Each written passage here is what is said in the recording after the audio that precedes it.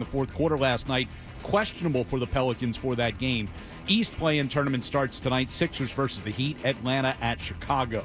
Sports Hub headlines delivered by Service Credit Union. They've teamed with Charlie McAvoy to defend New England's heroes. They're raising $200,000 to cover cancer screens for Mass and New Hampshire firefighters and heart screens for Mass and New Hampshire police officers. Get details at servicecu.org/73.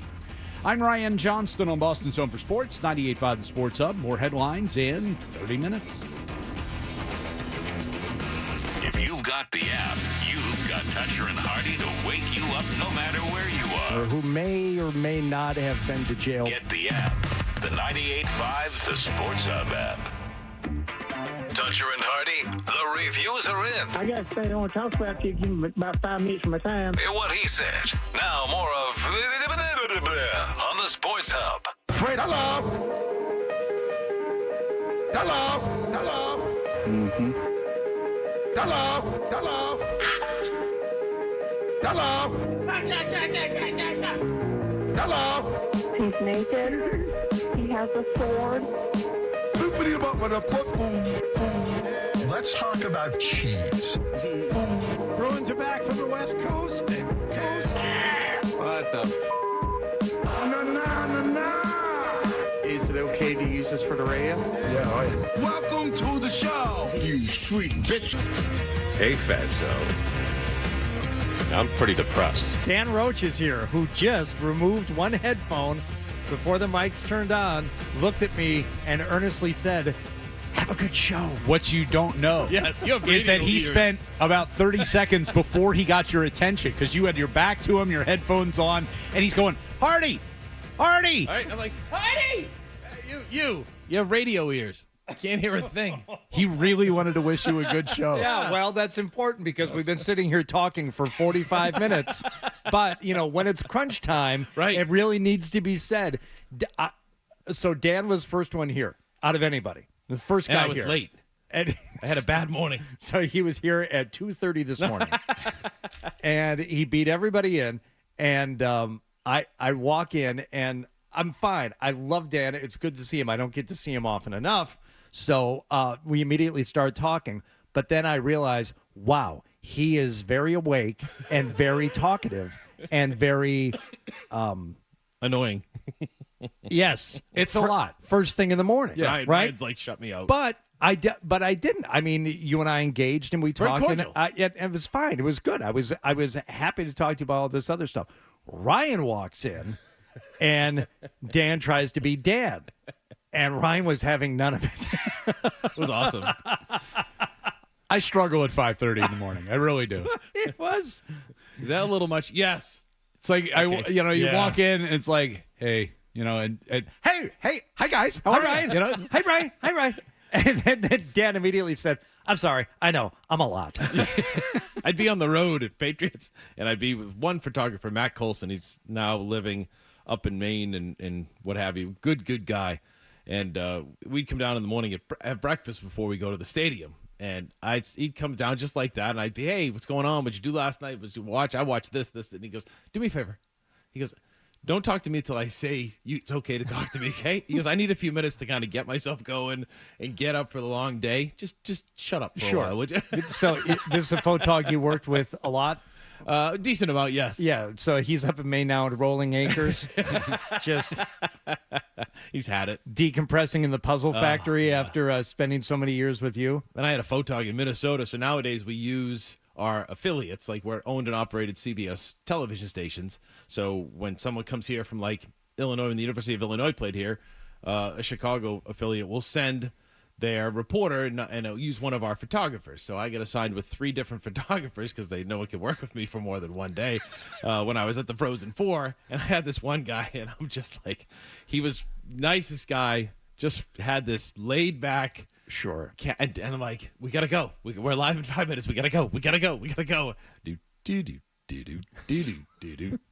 I mean, like, it drove me crazy. I'm like, come on, we got to go. But I think this is a weird combination in you specifically, and maybe, other people like you who have this positivity and this energy that is like an East Coast energy. Like you're very positive, very friendly, but like, let's go. Yes. Let's go.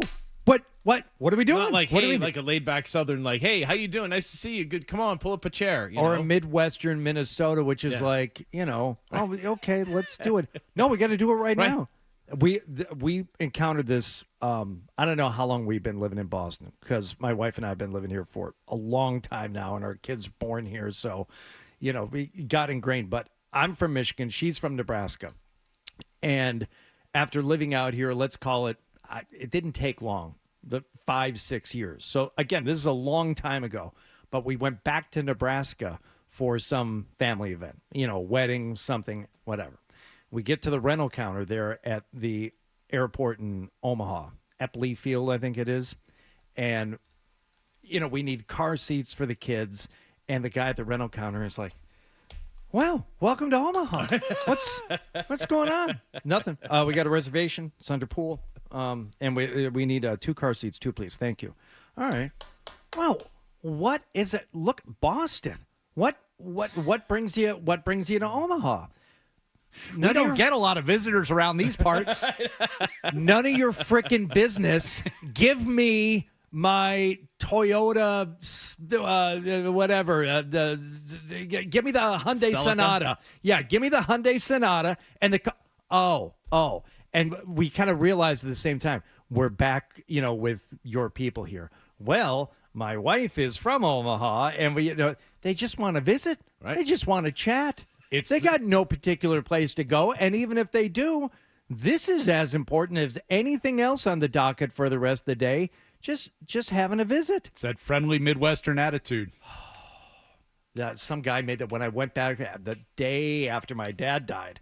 We'll get Dan going here. The day after my dad died, the guy in Detroit. Detroit, very, very strange city because, it's a big city, but it's got this Midwestern / almost Southern hospitality to it. From all the people that moved up from the South during the auto boom almost 100 years ago now.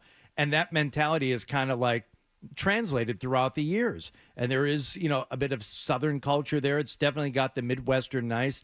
And this guy at the rental counter wants to chat me up.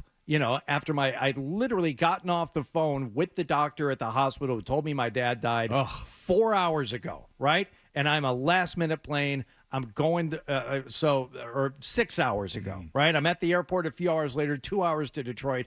And the guy's like, well, look at you, and bright and early here on this morning. And what are you doing here? Shut up! My dad died. I'm here because my dad died at 6 hours ago. Oh. Did he shut up then? Well, he did. He goes, oh, I'm so sorry. I didn't mean to be a dick about it, but I'm like, I don't know how else to tell you that I don't want to talk, and I really just kind of want to get this going so that we can move things along. But I can tell. That's the one thing I can do is I can tell as soon as, like, if you approached me and started talking, I can say, okay. So, like, with Brian, I know. You know what I mean? Like, same thing. I just can't talk to him for a while because you got to get settled in. What? So, because my wife and daughter are both convinced that I've reached the parents commercial guy, that I've become that parent. Yes. Because I talk to everybody. I Yeah. just have this conversation. You know what I mean? It's just like, whatever. It's always been in me. And they are like, what are you doing? My daughter, Dan, what are you doing? Like, just shut up. Stop. Yeah. So who in your family is most like you, or are you kind of on an island when it comes to your I'm on an energy? Oh, so nobody. No, my daughter has good energy. Okay. My son has good enthusiasm, but only we hear about it. Do you know what I mean? Yeah. You'll find that out as a parent. It's everyone tells you your son's a great kid and he's energy and he's great and he's polite. And I'm like, who? Went into my daughter's job last weekend, and the manager and the chef and all these people are telling her, like, what a hard worker she is and conscientious. Right. And this is the best. She's always doing things before she's asked to. And I went, who? And I Like- love my son. By the way, my son's getting married in a month or so. oh, Mazel Tov. Yes. Congratulations. Yeah, looking forward to that. Where's that going to be? On an island. Okay, all right. You don't want to say that's Martha's fine. Vineyard. I don't care. So. Is it a destination wedding? Yeah. Wow. Be kind of fun. Okay. I'm not paying for it, so that's even better. Is that still a thing? I don't know, but I'm not paying for it, so it's even better. So you don't know if they as a couple are paying for it or her No, parents? I think your parents are. You know what I mean? Wow. So, Yeah. That's great. Yep. Good for you. I think I hinted maybe at cutting a check to him once, but I was like very vague. And you didn't really mean it. No. No. Hey, if you need anything, yeah. That's great. How do you feel? How do you feel about the young lady? She's good. One major flaw, but she's good. Okay. One major. Yeah. Well, no, this is what we're here for. She's from the South Shore. Oh. Right? So That's a major flaw? yes. I won't hold it against her, but she's from South Shore. Mm. So I was like, that's like a whole different It's world. like the Hatfields and the McCoys. Yes. Does she speak with an accent? Can you even tell what she's saying? Yeah, sometimes I'm like, what? Yeah. That's, right. so shore-ish. Oh, boy. It's like Jim McBride, the Globe hockey writer who used to do the Patriots for years. Yeah. He was telling me that his mom, his girlfriend or fiance was from Quincy, and he lived in, I think, Melrose. He grew up in Melrose, and he goes, when I told her about it, she's like, where does she live? It's like, Quincy. She goes, that's like at the Cape, isn't it? But that's how people feel. You know what I mean? It's just like, whoa. If you're on the other side of the river, Yes. it's just It's Cape Cod. I don't even know. Might as how well to- be a whole different country. Right, exactly. Well, that's what anybody says to me. Well, like last week when we went to the thing at Encore, which I love going to Encore and the restaurants there, and I love the gambling and all that stuff. I'm like, Everett. Right. We might as well be going to Maine. You want to go there on a Thursday night? Yes. Seriously, you should have heard me bitch about that for a week. On the drive there, too, I'm like, this is why I don't want to do this. Look at this. 3-mile backup before we even get to the tunnel. Like, buckle in. So how about We're not this? going anywhere. My son moved out of the house and went to live with his now fiance in Quincy. And as he did so, got a job at the same time about a mile from our house in Andover. You know? And so he was commuting. The worst commute you could possibly do every day. Oh, yeah. Driving through Boston to get to Andover to get to work on time for 8 o'clock or 9 o'clock. Like, think about that. Having to sit in tunnel traffic, and then once you get through the tunnel traffic, you still have another 20 minutes to go. And then coming home, you're going through into Boston, and sometimes you get stuck on the Leverett Down in that whole area right there. And then you're coming through Boston, and you get stuck in the afternoon commute. I'm like, oh my gosh. When I used to be able to watch news in the morning, I would feel so bad for, and there are people, you maybe listening right now, this person, where you leave your house super early, I'm going to beat the traffic getting into the city today and seeing everything on the connector coming down. And there's like one accident, one thing, and it's 45 minutes, to get through the tunnel from, I don't know where whatever their line of demarcation is for coming south, either on Route 1 or on 93. But yeah, there's nothing. What else are you going to do? My daughter Where are you going to go? Now she works at BU. She's a field hockey coach. And she goes through that. She tries to get in at an early time, and it just depends. Now, if there's patterns, Mondays there's no traffic in the morning, but there's heavy traffic in the afternoon. Tuesdays it's jammed.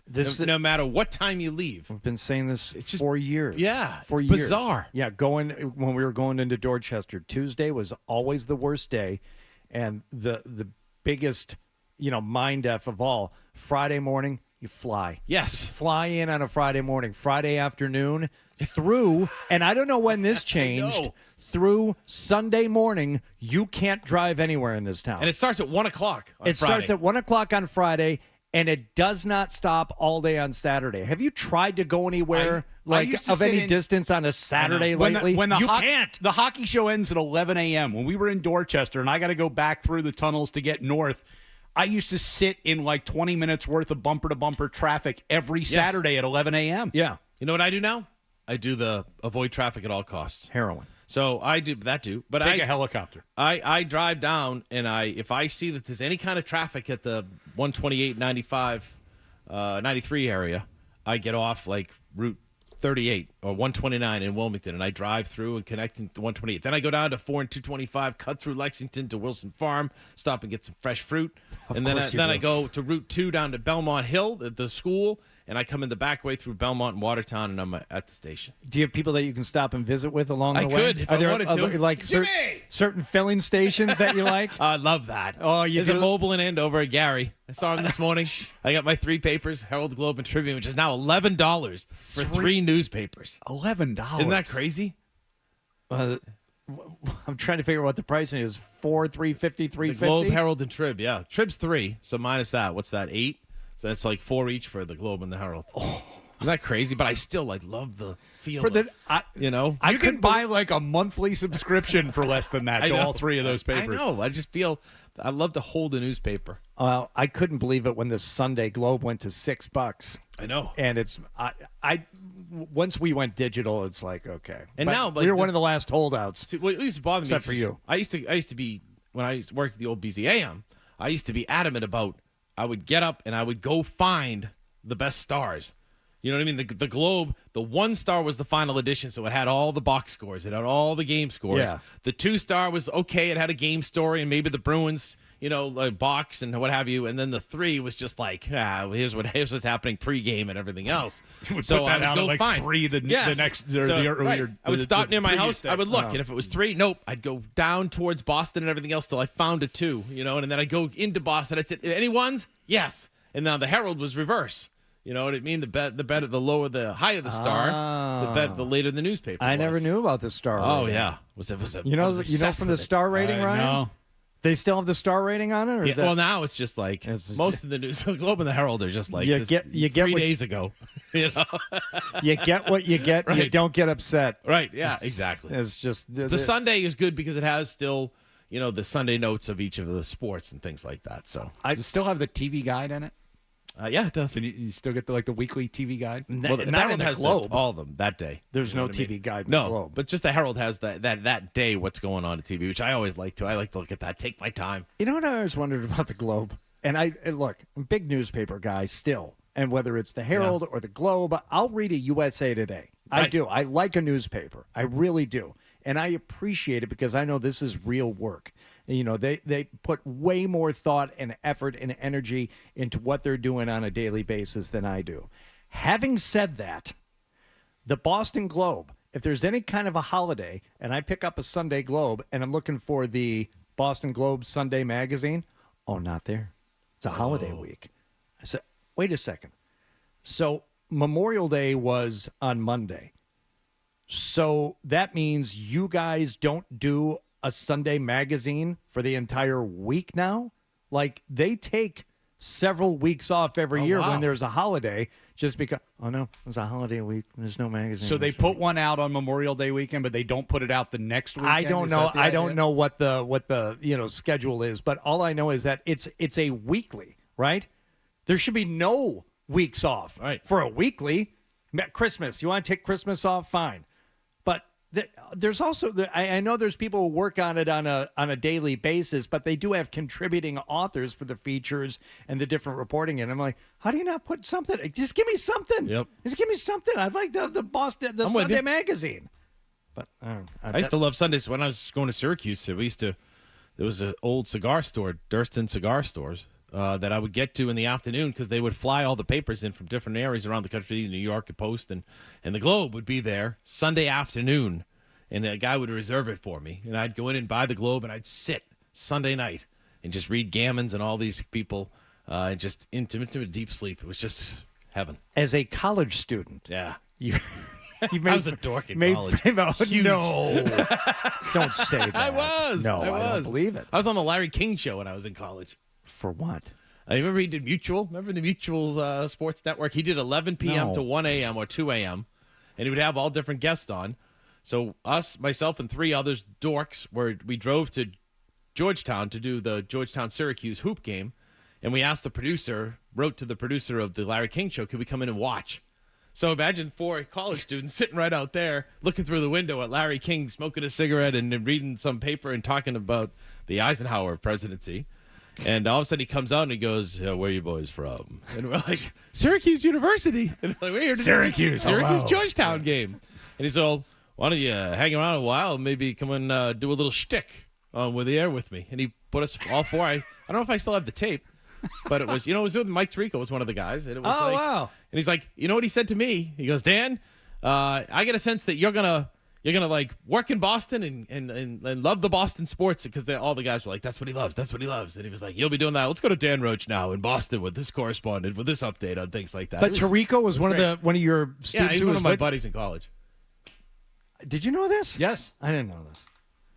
Dan was part of like all the famous class. Ryan bleeds orange. So a lot of people in everything else- Dan's class everything else that made wound it, up but I on the didn't know wall. you were road tripping around with Tirico. Everybody else made it but me. You crazy kids going to a taping of Larry King. It wasn't. It was. I think live. you guys were talking about Tariqa was in my house when the Challenger, unfortunately, the space shuttle. Why you got to had bring the that issues. up? No, I was just saying because that was one of the things that I remember about him. He yelled from downstairs and I was upstairs and he's like, "Hey," What do you yell? "Oh," so I'm like, "All right, forget it, Hardy." Holy Right. kablamo! We're really late. All right. What happened last night? We'll find out. Dan Roach, Ryan Johnston here on Toucher and Hardy on 98.5 The Sports Hub. You're listening to Toucher and Hardy on the Sports Hub.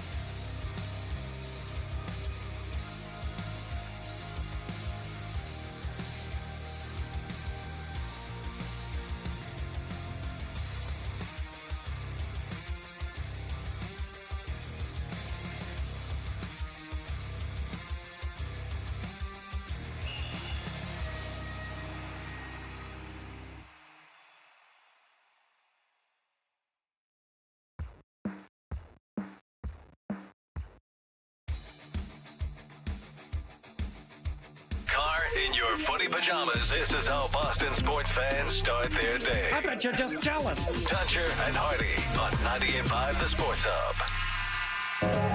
Did you catch a game last night?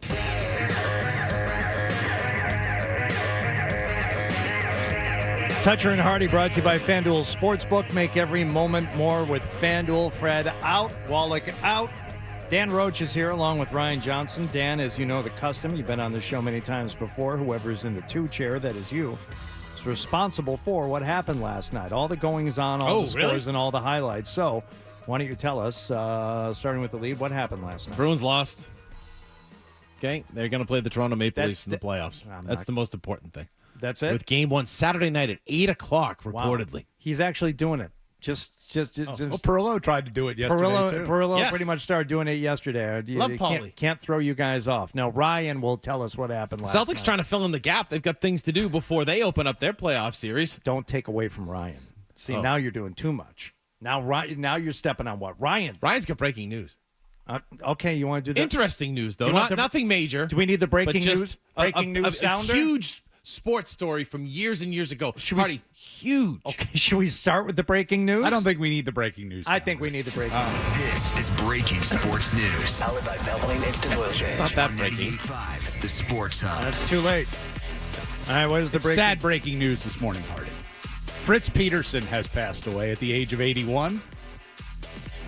Fritz Peterson, baseball player. Yes. Okay. Former New York Yankees pitcher, best known for famous for swapping families with his teammate Mike Kekich back in the 1970s. Now that's breaking news. This is the first line of the Associated Press obituary. Fritz Peterson, the New York Yankees pitcher who famously swapped wives and families with teammate Mike Kekich in 1973, has died. And they did the full switch. Yeah. The wives, at the kids, spring training the 1973. They announced that they were swapping families because they had been teammates for a while and they had fallen in love with each other's wives and decided, hey, go for it. Let's just trade places. Two Yank pitchers trade wives with the sub headline, Peterson Kekich hurl changeups. That was the front page of the New York Daily News. That's awesome. Yeah. Wow. Yeah, they did the whole thing. The teammates became friends. By 72, Peterson had fallen in love with Kekich's wife, Suzanne, and Kekich fell in love with Peterson's wife, Marilyn. The daughters, 5 and 2, moved with their mother to the Peterson house, and the Peterson sons, 5-year-old Greg and 2-year-old Eric, moved to the Kekich home with their mother, Marilyn. Hey, Greg, from now on, come here, Greg. Call me Daddy, okay? Like, really? Peterson and Suzanne married in 74. Kekich and Marilyn broke up. Wow. Yeah, I know Fred has been obsessed with this story. Could you imagine if that happened in today's world? What it would cause everywhere? Just turn off the internet. Right. It doesn't go bigger than It that. would crash. It would be crazy.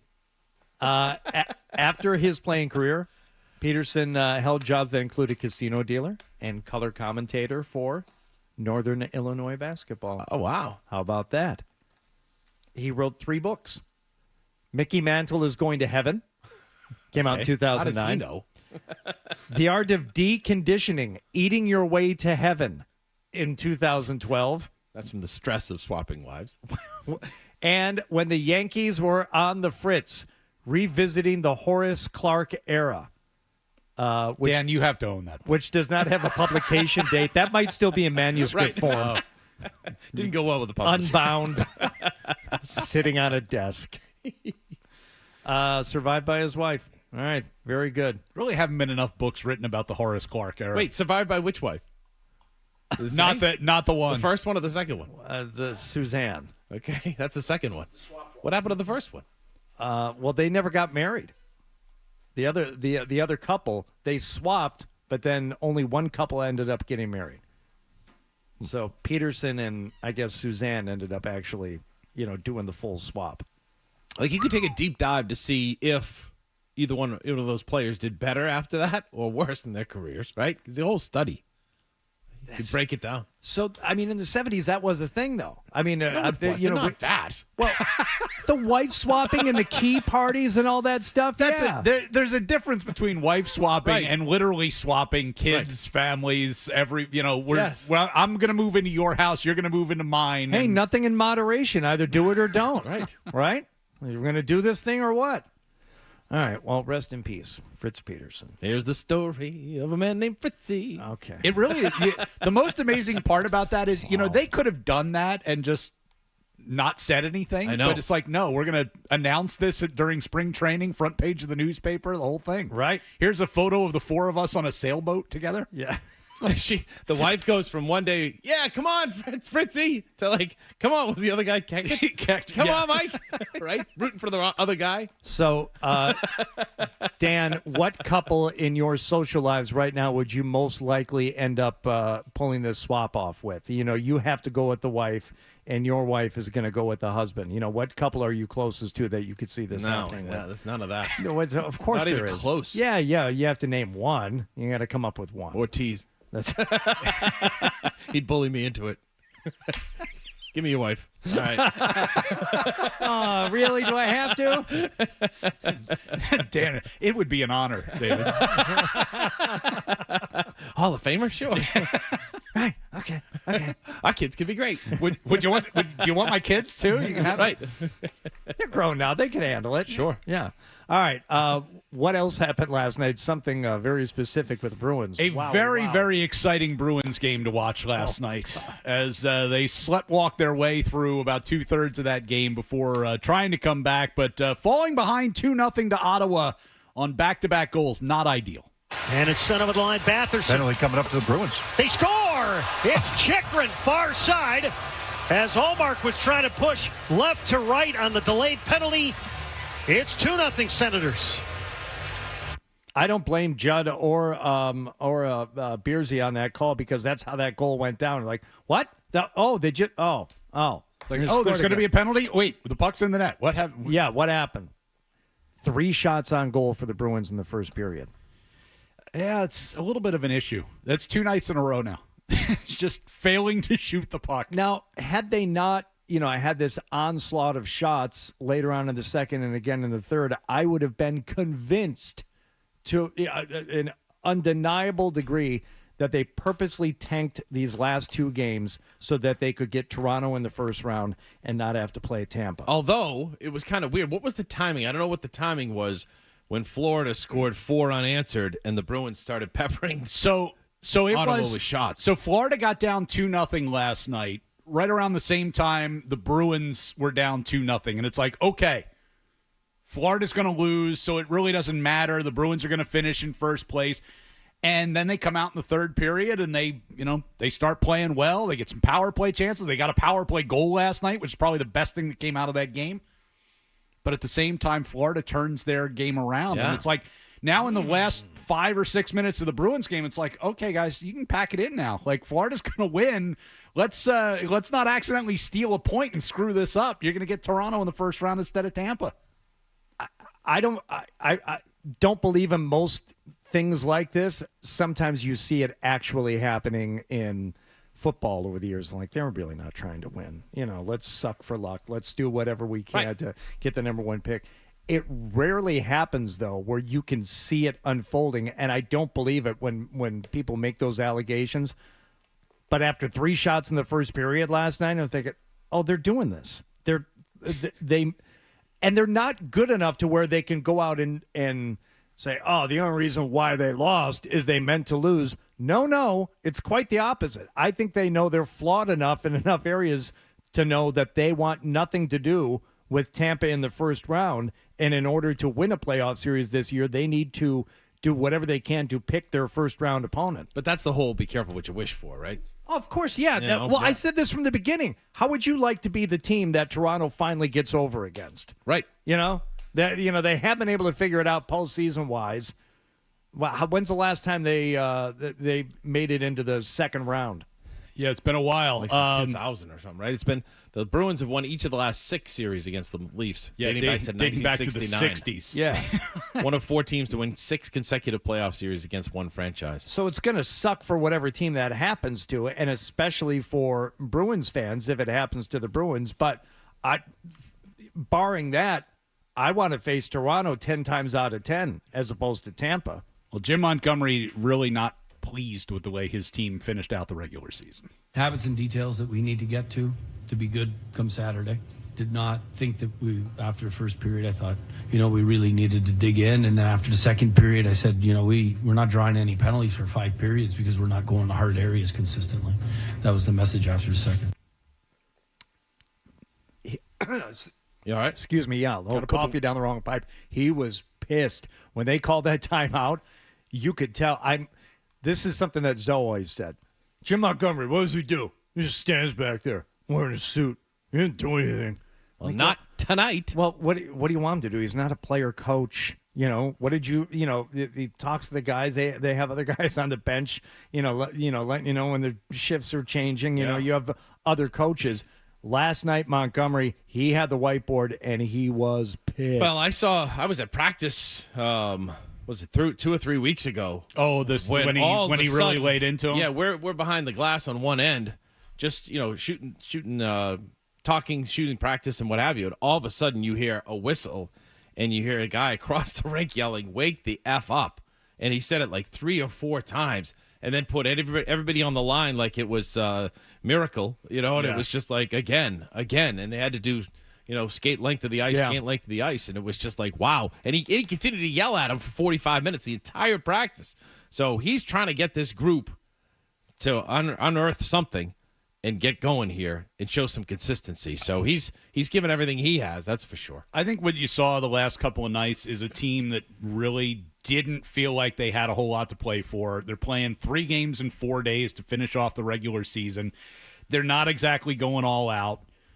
Against Washington, who was trying to make the playoffs and put forth that kind of effort, I felt like the Bruins' effort was okay and probably was enough to win you a game in the middle of December when the other team is also putting forth an okay effort.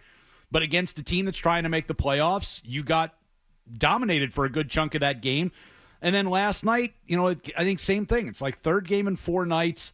It's an excuse, but you really didn't have a lot to play for. It's do you really? How much do you really care about the division title versus staying healthy and just getting into Saturday? Because look at some of the time on ice last night.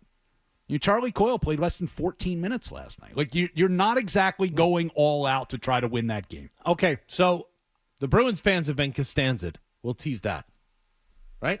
Are you going to explain that? When we return. Okay, after the headlines, Ryan Johnston has them for us here on Toucher and Hardy with Dan Roach on 98.5, the Sports Hub. Sports Hub headlines. So that 3...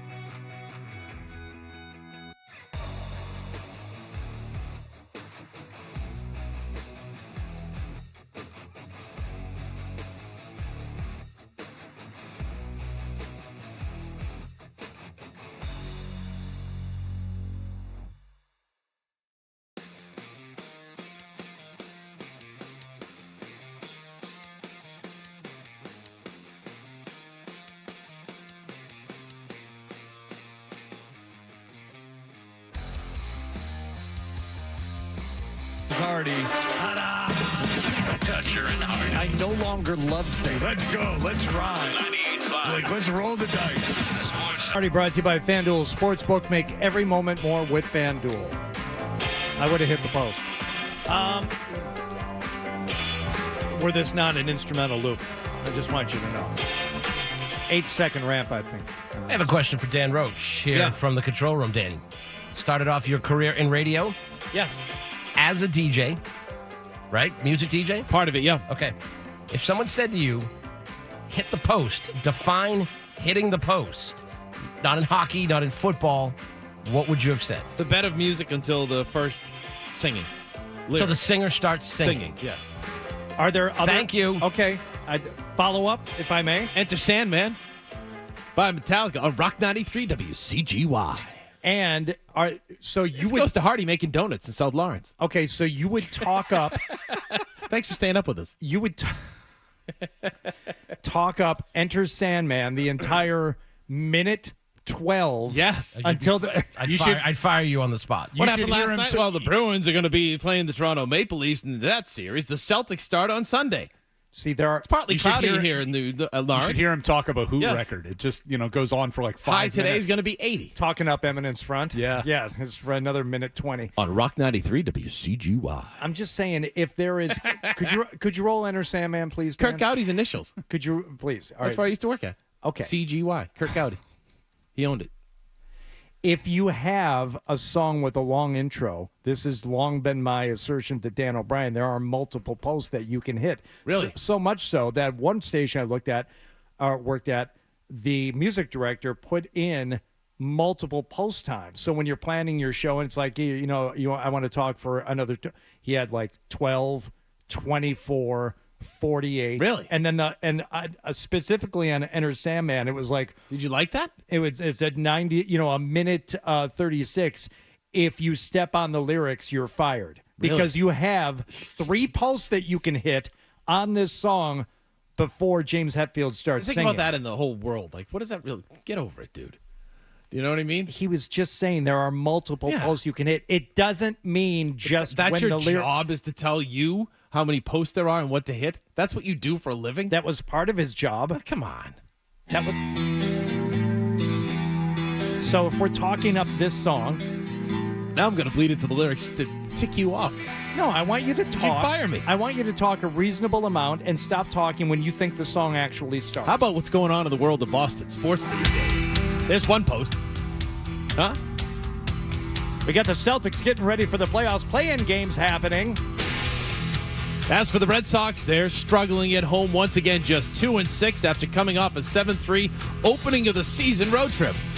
Meanwhile, the Bruins know who they'll face in the first round. It's going to be the Toronto Maple Leafs. Can't wait for that to get going this weekend. As for the Patriots, I didn't know if you knew this, but they've got the number 3 overall pick in next week's NFL draft. And coming up next, we'll talk to Dan Roach about his family member who participated in the Boston Marathon. It just happened on Monday right here on 98.5 The Sports Hub. That's a post. I just hit the post, whether you want to believe it or not, Dan. Brian's working at 7-Eleven in Lowell. Roachy's Want to still say talking, good morning to him. Roachy still thinks he's got the post for another 10 seconds. You know what it's going to be like today? Spring light. Oh, there we go. I got fired. I don't care. You suck. You're fired. You just lost that $6 an hour overnight job on X1075 Extreme Radio I did in it Las for Vegas. free. I get paid for working from 6 to 9 doing sports, and I get nothing for doing the overnights. Sounds familiar. Yes. Something I'm doing around here these days. You get nothing and like it. Yeah. All right, what was You're your hired here. The Bruins Costanza tease? What was that? What did you So we have the complete opposite of everything you've ever known from last year to this year, right? Yeah. Bruins went 15-1 down the stretch, set all kinds of records, greatest historical regular season. How many playoff series did they win? That would be zero. Right. So this year, they're scuffled a little bit coming into the playoffs. People are concerned. They don't have this. They don't have that. They're not the same team. They're who's going to play goaltender? Who's going to do this? You know what? Let's just let it unfold because they're in the same situation they were a year ago, and they lost a first-round playoff series. So if they come out and get the job done in that first round against Toronto, it's better than they were last year. So everybody, breathe a little bit. It was so And last year they're going to win the cup, right? And it was such a letdown. This year they suck. They're not going to win a round in the playoffs. Easy. So you're saying you need to find some middle ground? Yes, people. Okay, have but a level head going into the playoffs. You know that's not how people think and how they react. You should, though. It's just everyone's in a major panic about this hockey team. It's okay, folks. They were good enough in the regular season, much better. What did you say at the beginning of the season about this team? They'd be lucky to make the playoffs. Thank you. How'd they do? They've made the playoffs as a 2 seed because they have somehow fallen apart here toward the end of the regular season. The goaltending has been good, but they can't score goals. The power play is anemic. And the last 2 games, the only solace I can find is to convince myself they meant to lose them. Right. That's not the way you want to go into the postseason. How long have you been in hockey? 24 years. Have you ever seen a team struggle down the stretch, look horrible, losing 5, 6, 7 in a row, what have you, and then all of a sudden playoffs start, different team? No. I'm sure I have once or twice. See? Thank you. All right, can you name one? Not off the top of my Dan, head. can you name one? No. I haven't done that research. I haven't gone that far. But, come on, people. Which would you rather be right now? A team like Tampa that seems to have found it, and they're like, okay, now we need to start playing because the playoffs are here, and we're going to start Or a team playing. like Boston last year. Oh, greatest regular season ever. Now we found it. Look at us. Watch, we're going to roll through the Stanley Cup playoffs. But they never had a lull. They played great start to finish. And then what happened? That was horribly disappointing. And then what happened? Okay, but we don't know what's going to happen, and if you're Thank just you. looking at it logical. Right. You said they're going to be terrible. Okay, If you know look at what? it logically. Well, I will stop. I will not have any feeling about it until the first series is complete. Great. What should we do? Play music between now and go play your golf that you've been trying to get in. Okay, go play around, so and then watch the game at night and judge after that. How long have you been doing sports? Forever. Okay. Do you talk about games before they happen ever? Yes. Okay. Amongst myself. And do you say anything about those games other than the start times? If I'm just saying, if you're a Bruins fan, absolutely get into it, get ready, but don't be pissing and moaning about woe is us. That's the stuff I don't like. Salty language. Be a fan. Go to the games. Get ready. Have a blast. You know, the team, if you're a fan, does the team need you now? It's not the atmosphere of Fenway Park. You don't need that. It's like, it sucks to be going to Fenway Park these days because everyone's angry. Well, as a fan, I needed more than 3 shots on goal in the first period last night to make me. Why? What did that do to you? To make me feel like this team is actually and engaged how many and shots ready did they for put the on in the third postseason. period? A fat load of good it did them. You're Okay. playing from a 2-0 deficit, and the game is pretty much they over. They can't have that happen to them in the playoffs. You think they don't know it? Some quick research here. Oh, shut up, Brian. Dan, this is you're going to feel very good about this. Oh, okay, go ahead. See, now I don't even want to say it because this is going to support Dan's point. Oh, go ahead. 2013 Bruins. Remember what happened in 2013? Yes, I do. They lost to the Chicago Blackhawks. They went to the Stanley Cup final. Yes. See, that's what you remember. But Mr. Positive over here remembers they went to the Cup final. The last 2 games of the regular season that year, they lost them both back-to-back nights to the Washington Capitals and the Ottawa Senators. Whoa.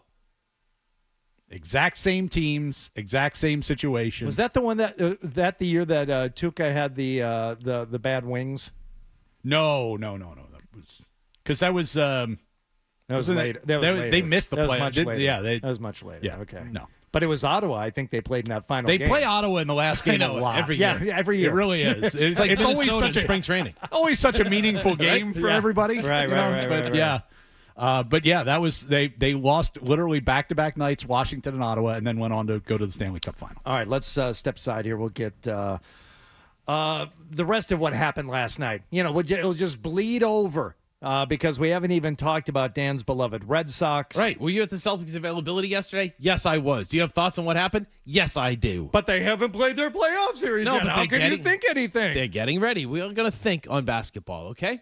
But not hockey. No. We're not going to. Clear your head, Bruins fans. Clear your head. Hockey is not a thinking man's game. That's Hardy. right, Brian. You know, right? Don't think, just play. Go ahead, Hardy. Toucher and Hardy is brought to you by FanDuel Sportsbook. Make every moment more with FanDuel here on 98.5. The Sports Hub. You're listening to Toucher and Hardy on the Sports Hub.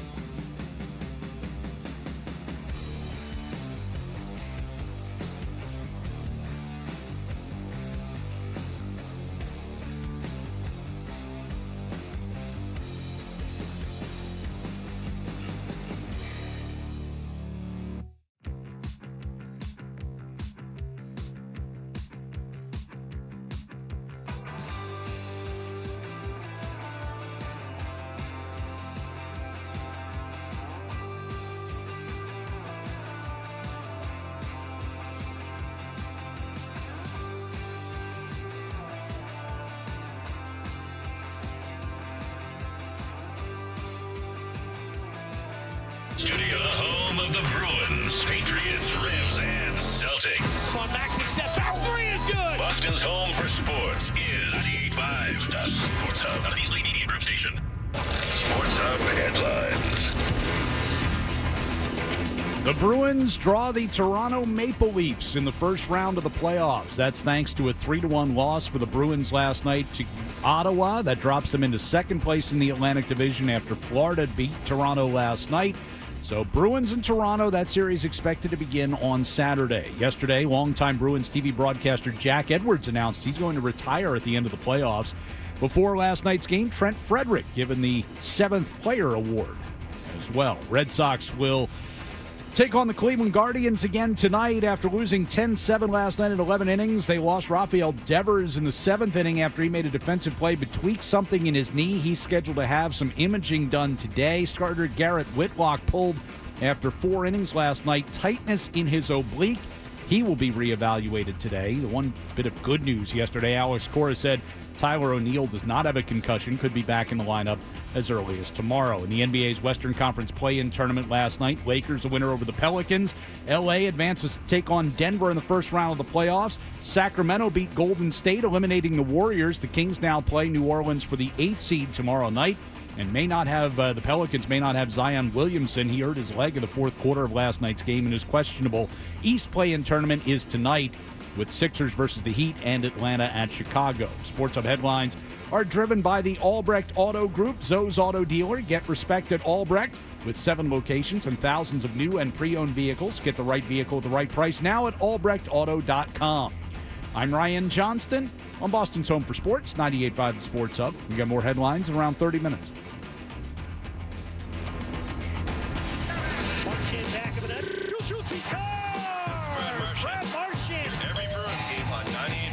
Sports Hub. Twitch feed of this is going to be used all around the internet. Get up. The cat is finally out of the bag. Get up. We're back. Toucher and Hardy. Get up. 98.5 The Sports Hub. Anything to dislike about the guy, but seeing guys at least lose the tournament on the 12th hole or the 13th hole. Right. When you lose it on 11, I lose interest. Okay. I want to be entertained. Right. Is that so wrong? No. And watching Scotty Scheffler win again was fine. I'm happy enough with the result, but I would have liked a little more drama down the stretch.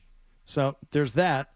There's the Frozen Four, which you just mentioned, which I don't necessarily want to talk about, but you were out there covering it, and it was disappointing. A little bit. Yeah, I mean, talk about a game that First was BU over early. Then BC. Did you? I mean, you knew watching that game. It's like, oh, this. You knew as soon as Denver scored, it was done. Right? You just knew. Because it was like BC is the type of team that could not look good at times, and then all of a sudden, a tape-to-tape pass, breakaway, and they don't score. And then they Andre Gasseau hits the post, and it's just like they're done. Right. As soon as Denver scored. Right. Felt bad. I felt like BC could have rolled off 5 goals in about 6 minutes in that game. That's how they played, but they that's didn't. Usually how it works with them. Not the way Denver. Denver had a great game plan. They have this up-and-coming coach who has won his 2nd national championship now. He was a player, but then had a heart issue, and then it's just like, damn, They had such a great regular season. That Will Smith, Ryan Leonard, Perreault line was just awesome to watch. From the World Juniors when they beat Sweden all the way through the seasons. The first game, they didn't have any points in the championship game, and it was like, oh. And now, just Cutter Gauthier was the only one expected to leave, and now Will Smith is expected to leave. Ryan Leonard is expected to leave. Yeah, what do I want to stick around for more of this for? That sucked. Up again. Yeah. I love Greg Brown, too, the head coach. Just good people in hockey, Hardy. Just good people. I saw Jerry York and Jack Parker outside the Hobie Baker presentation. Just good people. Joe Bertagna, the former Hockey East commissioner. There's no point in dropping names if I don't. Nobody knows who they are. Jerry York's the all-time coach in the history of the Jerry game. York is the goodest people I've ever met. He is like literally the nicest person I've ever met. Broaden your horizons. Get out of your rock world and everything else. Okay. Broaden your horizons. Right. Enjoy life. Okay. Let us, though, move on. Put the spotlight on something. Again, 2 days ago now, but I still think it bears mentioning. Your daughter ran the Boston Marathon. Oh, yeah. Congratulations. I saw your video. Yes, of Tori crossing the finish line And your mantra throughout all this and every one of your posts, just like a mother, just like a mother. Yeah. So did Pam run this year? 10? No, she didn't. She did it 10 times, I think. Oh, wow. Yeah. Wow. But not this year. Nope. Okay. And she even turned to me. We picked up our boyfriend in Arlington, Frank, who has the same last name. Your wife's boyfriend? No, my daughter's boyfriend, Oh. who has the same last name as us. How bizarre is that? Yeah. You know? This I think I knew. Yeah, Right. Yeah. Frank Roach. He's the head coach at Arlington High School football.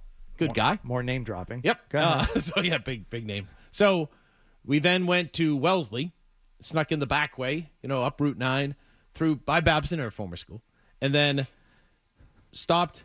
It's like mile 14. She came back. She came by us there, and she looked fresh as a daisy. She ran with 2 other girls, and they looked great. So we got in the car, drove to Newton, top of Heartbreak Hill. Now, are you in a WBZ vehicle and you can just blow through the race when you get right? No, I know the back ways and everything else. Okay. And then we got to the top of Heartbreak Hill, and the girls looked like hell. So much so that she goes, "Dad, do not take a picture of me. Don't take a picture of me." Well, if she could speak, then she was feeling well enough. She was struggling, but because the heat, everybody hit the heat. There were people in mile 14 that were just walking at that point and just drenched in sweat. And I'm like, they got 12 more miles to go. But it was 70 degrees, not a cloud in the sky, and no wind. It was the worst conditions you could have as a runner. Great for the fans, but worse as the runner. And then when I got to the finish line, worked my way to the finish line. A friend of mine, I'll drop another name, Jennings Krupo, who worked for the BAA. She took a picture of Tori and shot her coming over. Another guy took a picture of Tori coming over.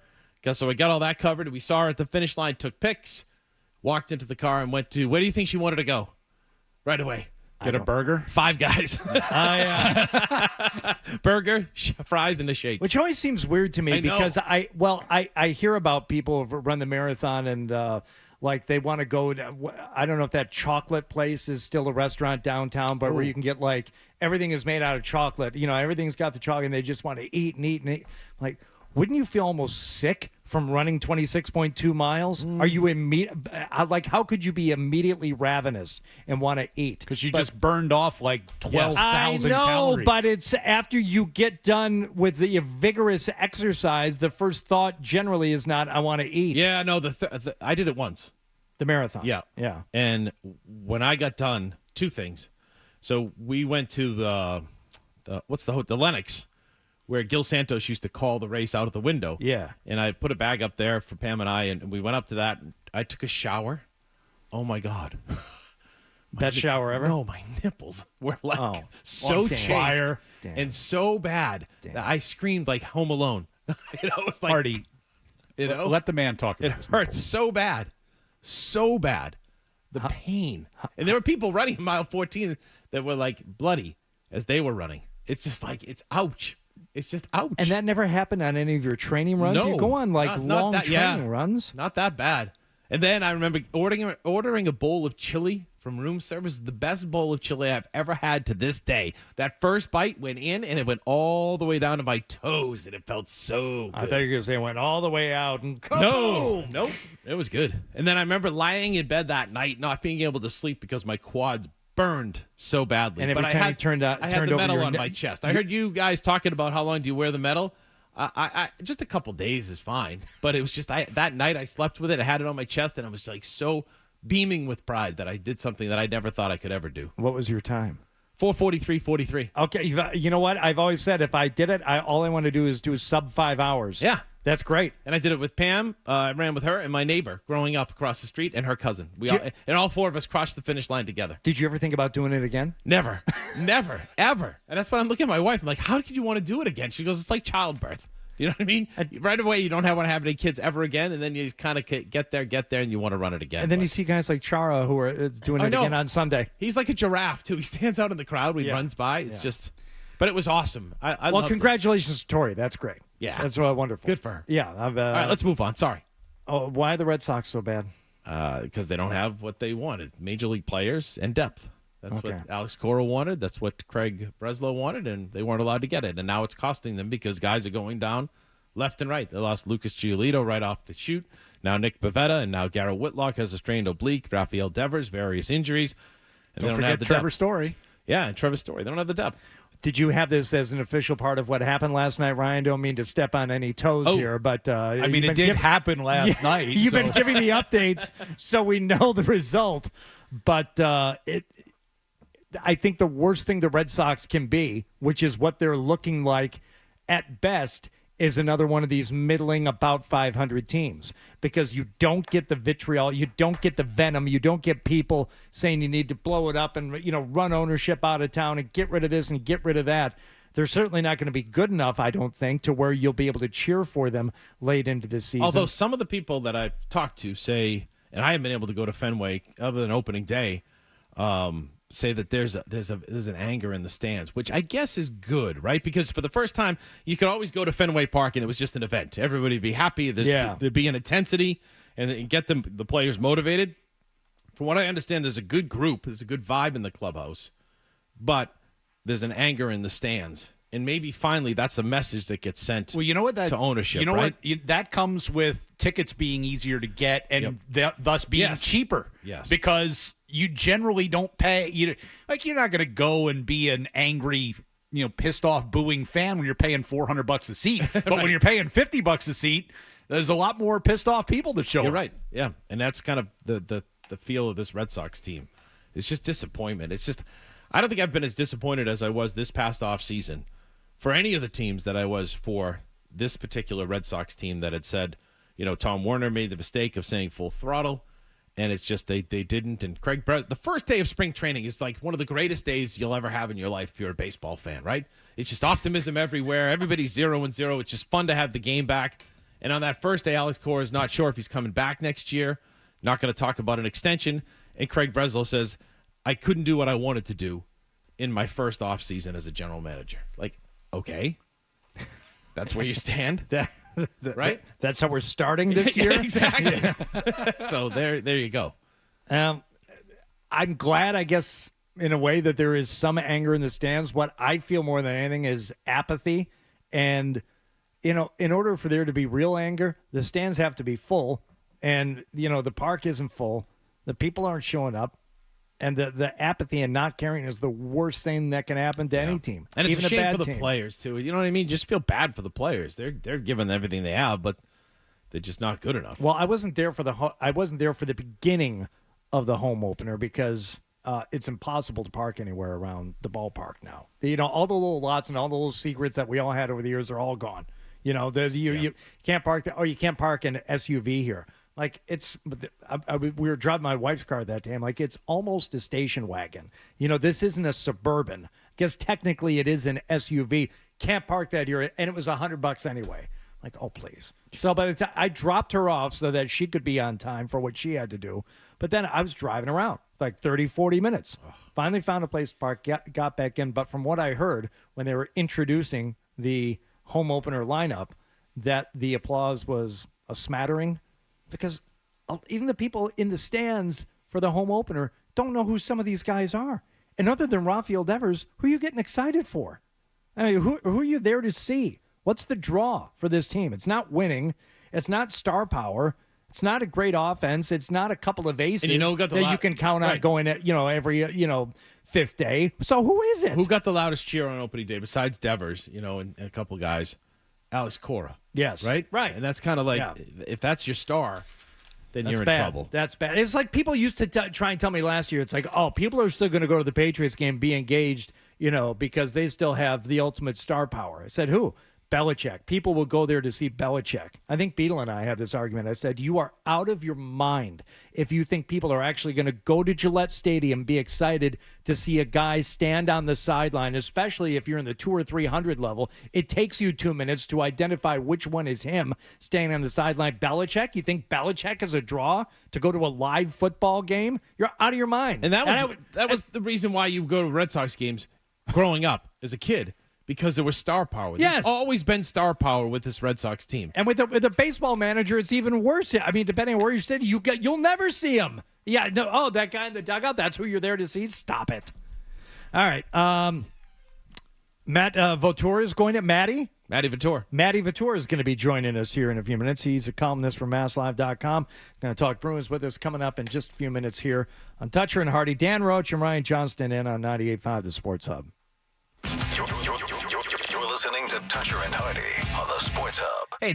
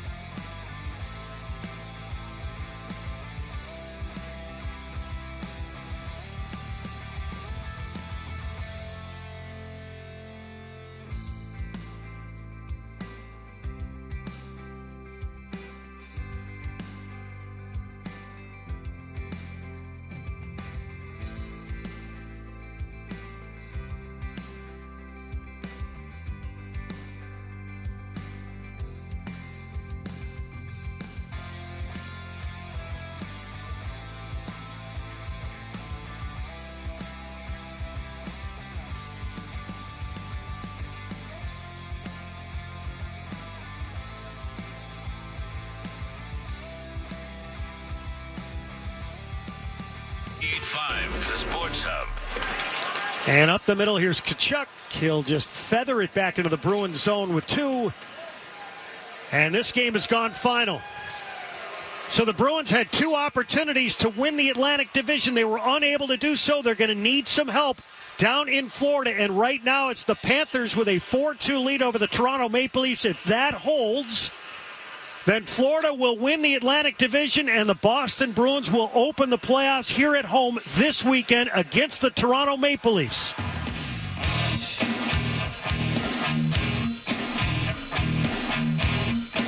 Toucher and Hardy, brought to you by FanDuel Sportsbook. Make every moment more with FanDuel. Fred out, Wallach out. Dan Roach is here. Yeah, let's check in with Matty VOR. So is Ryan Johnston. And now we're going to check in with Matty VOR. I don't know him well enough to call him Matty. Oh, sorry. Apparently Dan does. Columnist from MassLive.com, joining us on the Volkswagen Dealers Expert Hotline. Now you can do your thing. Let's check in. Go ahead. Oh, hi, Matty. How you doing? Hey, I think this is the first time Dan's called me Matty. Actually. I don't know why I did.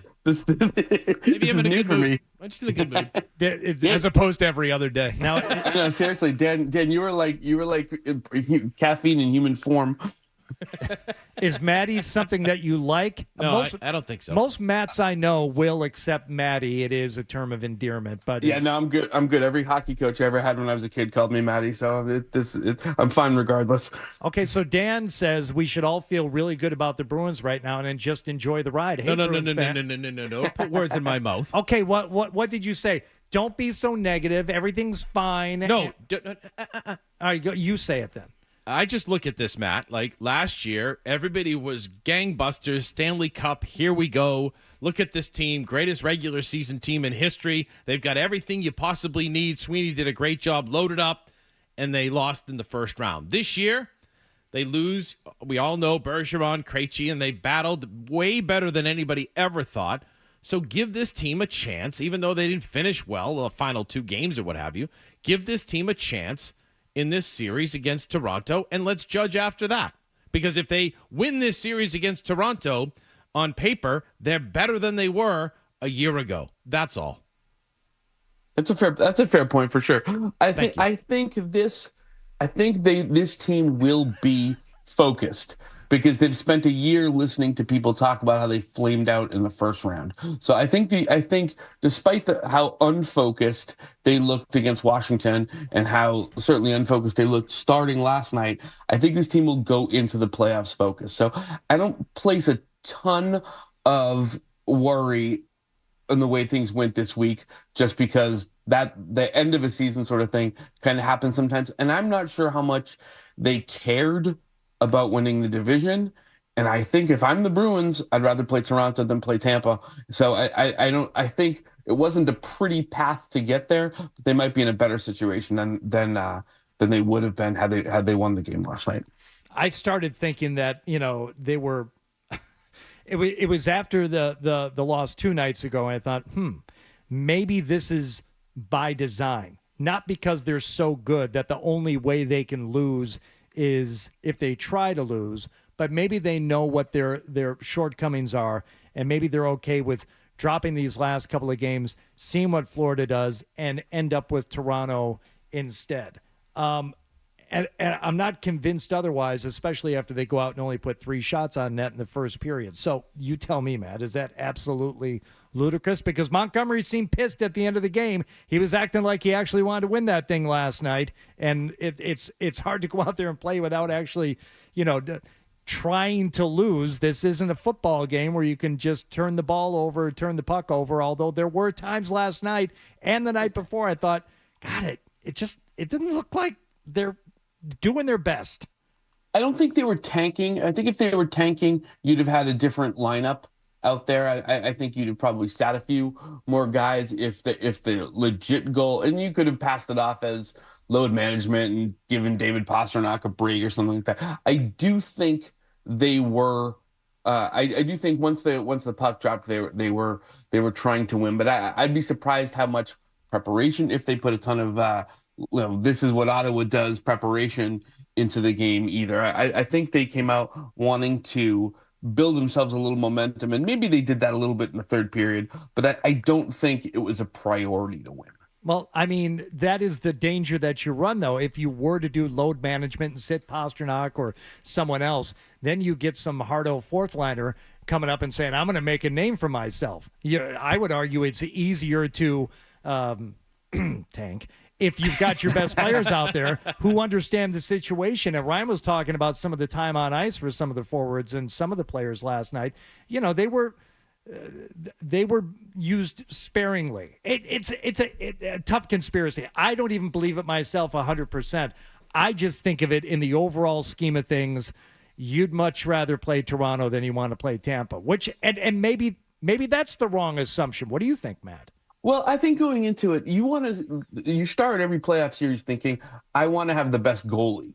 And in the case of the Bruins, you've got the two. You'd rather have either of your goalies go than Samsonov or Woll for the Maple Leafs. Neither of those guys are goalies you look at and think that's going to backbone a playoff run for you. And compared to playing against Vasilevsky in Tampa or Bobrovsky for Florida, you're much happier with that goalie matchup. And I think it starts there. The Bruins have played well against Toronto for a long time, and they're 4-0 against them this year. So I think you look at that situation and say, matchup wise, that's better for the Bruins, and certainly from a goalie standpoint, you're a lot less worried about anybody Toronto can throw in there. Yeah, for me, it comes down to like defense and goaltending is your strength. That helps to neutralize the strength of the Maple Leafs. If you play Tampa, I'm not sure it does, and they've got, quality defense and goaltending on that team too, and offense is not exactly your bread and butter. So, that's where I had a lot more fear of the Lightning than I do of the Leafs, because you're going to be able to score against that team. Yeah, I agree with you, and it's important though when you think about the thing that made this Bruins team so successful early was the contributions you were getting from Trent Frederick. He's got 2 goals since March 1st. James Van Riemsdyk was a great find for them early. He hasn't scored since February 17th. Like there's some of those guys, you need those guys to get going again. Jake DeBrusk is always hot or cold. Would help you a lot if he was hot, because you can't be relying on Danton Heinen to get goals. The fact that you look at and say, boy, Justin Brazeau missing hurts you, tells you about kind of where the depth are scoring wise on this team. You need somebody to step up and have this series of this great series. I don't know, because I agree with Brian. You're built, as opposed to last year, you're built from the back up, with the goaltenders and then the D, and then a mix of forwards without Krejci and without Bergeron. So you need Charlie Coyle to step up and have a big series. You need Trent Frederick to step up and have a big series. Some guys got to start putting the puck in the net. That's how you're going to beat this Maple Leafs team. So it's all part of it. We'll see, but it's good. The only question, though, Zacha get one last night too. I think yes. I think that's big for them.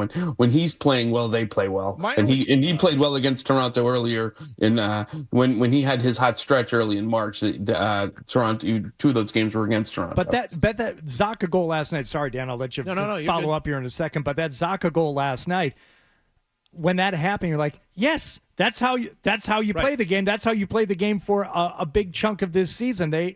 Sometimes it's a Pasternak or a Marchand goal, but other times you have put the puck on net, you've got traffic in front of the goalie, you crash the net after that first shot, and you're there to scoop up some kind of a rebound and put it in an open net. It was just good to see the power play look like they actually had a power play. It's been a while since they looked like they had any confidence at all, and last night, those 2 third-period power plays, they scored on one. Even the second one, they put a lot of pressure on, and that's what they needed, a little boost of confidence for that group. And what scares the heck out of me in this whole thing is, and I know you guys have talked about it on the hockey show, Ryan, is how the goalie situation is going to work out. I just see it. Okay, they're both great. I know that. But, what happens again, like we saw last year, when somebody has a bad game, how long does it take Jim Montgomery to ride that? Let's ask Matt, what is going to happen? What's happening game 1? What's going to happen after that? Your best theory and guess as to how it goes. So I think it's going to be Swayman in game 1 and Ullmark in game 2. I do think they will go the rotation for the first 2 games, and then I think all bets are off. I think you look and see how each guy fared in that scenario. If you're up 2-0, or certainly if you won game 1 and lost game 2, then you'd keep the rotation going from there. But I think if nothing else, you've talked about it. You've kind of sent that message to your players that both of those guys are part of it. I think you at least start with a different guy in game 2 than you had in game 1. Now, if somebody struggles badly, yeah, you're certainly tempted to. But I don't think if Swayman's terrific in game 1, that you automatically go back to him in game 2. I think they're in this kind of muscle memory routine right now, and I think you at least start in that direction. Why do you think Swayman goes in game 1? Only because it's his turn, and he played both of the 4-1 wins over Toronto early in March and looked terrific in both of those games. And I'm sorry, Matt, he looked good the other night, but I was, based on the last couple months of play, I would have said, nope, you're going Ullmark, and if you are going to stick to a hard rotation, that way you get Ullmark in games 1, 3, 5, if necessary, and 7. And to me, that would be the way to go. I would have said Ullmark if they were playing Tampa. I think Swayman was started 3 games against Toronto this year and is very good in all 3 of them. He allowed 4 goals in 3 games. So I think you look at the track record and the fact that Ullmark started last night, which would put Swayman on track to be next. You can keep that rotation as well as putting a guy that was good against Tampa in. I mean, good against Toronto in. Yeah, I don't know about the rotation. Look, you've got obviously reasons for thinking it's going to be Swayman. I think the Toronto reasons are good, but there's enough time off also to where I think, well, whoever's turn it is, that kind of gets thrown out the window. It's not like they're playing back-to-backs or every other day. So I wouldn't be surprised if they went the other way either. Like I think at this point you can't go wrong on it. I think the track record and the fact that Swayman was good the other night, I think probably makes it a kind of push the needle in his favor. No, you can't go wrong. You already went wrong from the beginning of the season by deciding that the identity of your team was going to be goaltending, and the identity of the team was going to be built on 50% of it not playing every single night. To me, that was always the most foolish way to. I'm all about building a team from the back end out. Goalie, defenseman, fine, great. Worked for St. Louis in 19, works a lot. But 2 starting goaltenders, what's the point? It gets you a nice regular season record. We saw what that did for you last year. I would have much rather had, and I know they tried to trade Ullmark, and he invoked his no trade clause and all that. But you've had a lot of time to figure this out, and you knew what you had going into the season, all off season, up until the trade deadline, and instead you decided to build this team with the identity of 2 great goaltenders. Swell. They can't help you in the same game, so I don't know what that really gives you. No, and that's a fair thing. And I wonder really in the back of Montgomery's mind how much the way Ullmark kind of folded last year in the postseason, whether it's injury or whatever, is kind of haunts him. And he got a lot of criticism. Well, you played 2 guys all year and then went to Ullmark and things collapsed. I don't know how much he's in his own head for something like that. And so I think that was part of I think that has a lot to do with the fact he'll probably keep that rotation going forward now. But no, you're right. The way they used Yaroslav Halak with Tuukka, where they played Halak probably 48% of the time, but you knew Tuukka was going to be the guy, and Tuukka was going to play in the bigger games. They used Halak effectively to keep Tuukka fresh, but Tuukka was clearly the number 1 goalie, and I think that's probably where they end up next year with whoever is the number 2 with Swayman if they're able to move Ullmark. But they're kind of trapped in this thought process now because of the way last year went and because of the way they've spoken all year and because the fact they have ridden both guys. All right. Well, we have already copyrighted the term Swaymark for the Bruins goaltender in this postseason. Swaymark. Who's in that tonight? Doesn't matter. Swaymark. Ullman. Like Chowderheads or something should be selling that as a T-shirt. Right? Yeah, absolutely. All right. Matt VOR, sports columnist for MassLive.com. Thank you for joining us here this morning. We appreciate it, Matt. Thanks, guys. Have a good one. See you, Matt. Thanks, you too. Later on, Mike Gorman is going to join us on the show this morning. We'll find out about his wonderful Sunday afternoon where Fred Toucher was in attendance, for the big seven. Yes, it's pretty cool. In a blazer. How amazing is this run here of retiring broadcasters? Well, we're going to, and just to keep the hockey thing going, the announcement from Nesson and Jack Edwards, we'll talk about that next. Just real quick. More breaking news? Well, it's not breaking news, although it did drop this morning. ESPN with Seth Wickersham and company has put out a piece this morning on Bill Belichick's search for a head coaching job. There are some really interesting allegations here being made about Robert Kraft submarining him with the Falcons. As much as I want to give Jack Edwards his credit, I think you're right, Ryan. I think we should talk about that next. There's some. This is going to be a rather large topic of conversation around here today. Shall we? Yes. Yeah. Next, here on Toucher and Hardy with Dan Roach this morning on 98.5 The Sports Hub. Sports Hub headlines. All right, the Bruins finished their regular season last night with a 3-1 loss to Ottawa. They fall into second place in the Atlantic Division behind the Florida Panthers, who leapfrogged them with a win over Toronto last night. First-round playoff matchup, Bruins and the Leafs, expected to begin on Saturday. Before yesterday's game, Trent Frederick named the 7th Player Award winner this year. Longtime Bruins TV broadcaster Jack Edwards announced he is retiring at the end of this year's playoff run. Red Sox lost their second in a row to Cleveland last night, 10-7 in 11 innings, and more injuries come their way. Rafael Devers hurt his knee in the 7th inning. He is scheduled to have some imaging done today. That doesn't sound great. Starter Garrett Whitlock left after 4 innings, tightness in his oblique. He'll be reevaluated today. Game 3 of that 4-game set with the Guardians is tonight. The one bit of good news, Alex Cora said Tyler O'Neill does not have a concussion, could be back in the lineup tomorrow. A new report this morning from ESPN says former Patriots coach Bill Belichick believed he was going to land the job with the Falcons after meeting with owner Arthur Blank in January. The source in the story alleges Patriots owner Robert Kraft warned Blank not to trust Belichick. The Patriots deny that account. In the NBA's Western Conference play-in tournament last night, the Lakers beat the Pelicans to take the 7th seed. LA plays Denver in the first round. Sacramento eliminated Golden State. Kings and Pelicans will play for the 8th seed tomorrow night. East play-in tournament starts tonight. Sports Hub headlines are brought to you by WellPoint, formerly Unicare. They've teamed with Charlie Coyle, Mass State and local police, the professional firefighters of Mass, and Bruins Radio for face-off for first responders. If you or a loved one are thinking about suicide, get free and confidential help 24/7 on the Lifeline Network. Just text or call 988 now. I'm Ryan Johnston on Boston's Home for Sports, 98.5 The Sports Hub. We got more headlines, 8 o'clock. Let's go to 3 minutes. Jalen jumps the pass. Every game. Up top, Pasternak. Here it comes. Is one.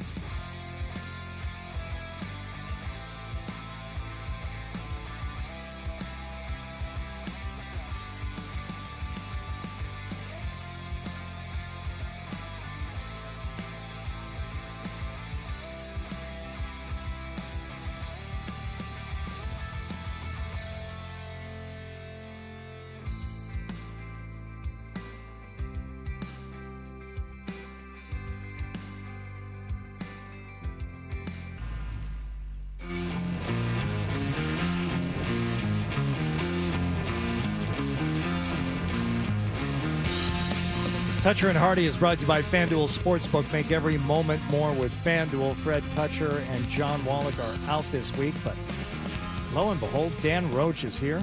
So is Ryan Johnston all week. And this morning, a new column from Wickersham, and he's got other people. Don Van Natta, with Seth Wickersham, and Jeremy Fowler, kind of the big three investigative folks over at ESPN.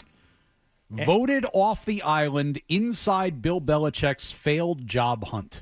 So is the title of the story. We've seen Bill Belichick recently hanging out with his son out in Washington. He's hanging out at lacrosse practices. He's going to cheerleading competitions, and all this speculation as to what he'll end up doing. He's going to be writing a book. He's going to do this. He might be in a booth, but we all know that he wanted to coach football again this upcoming season.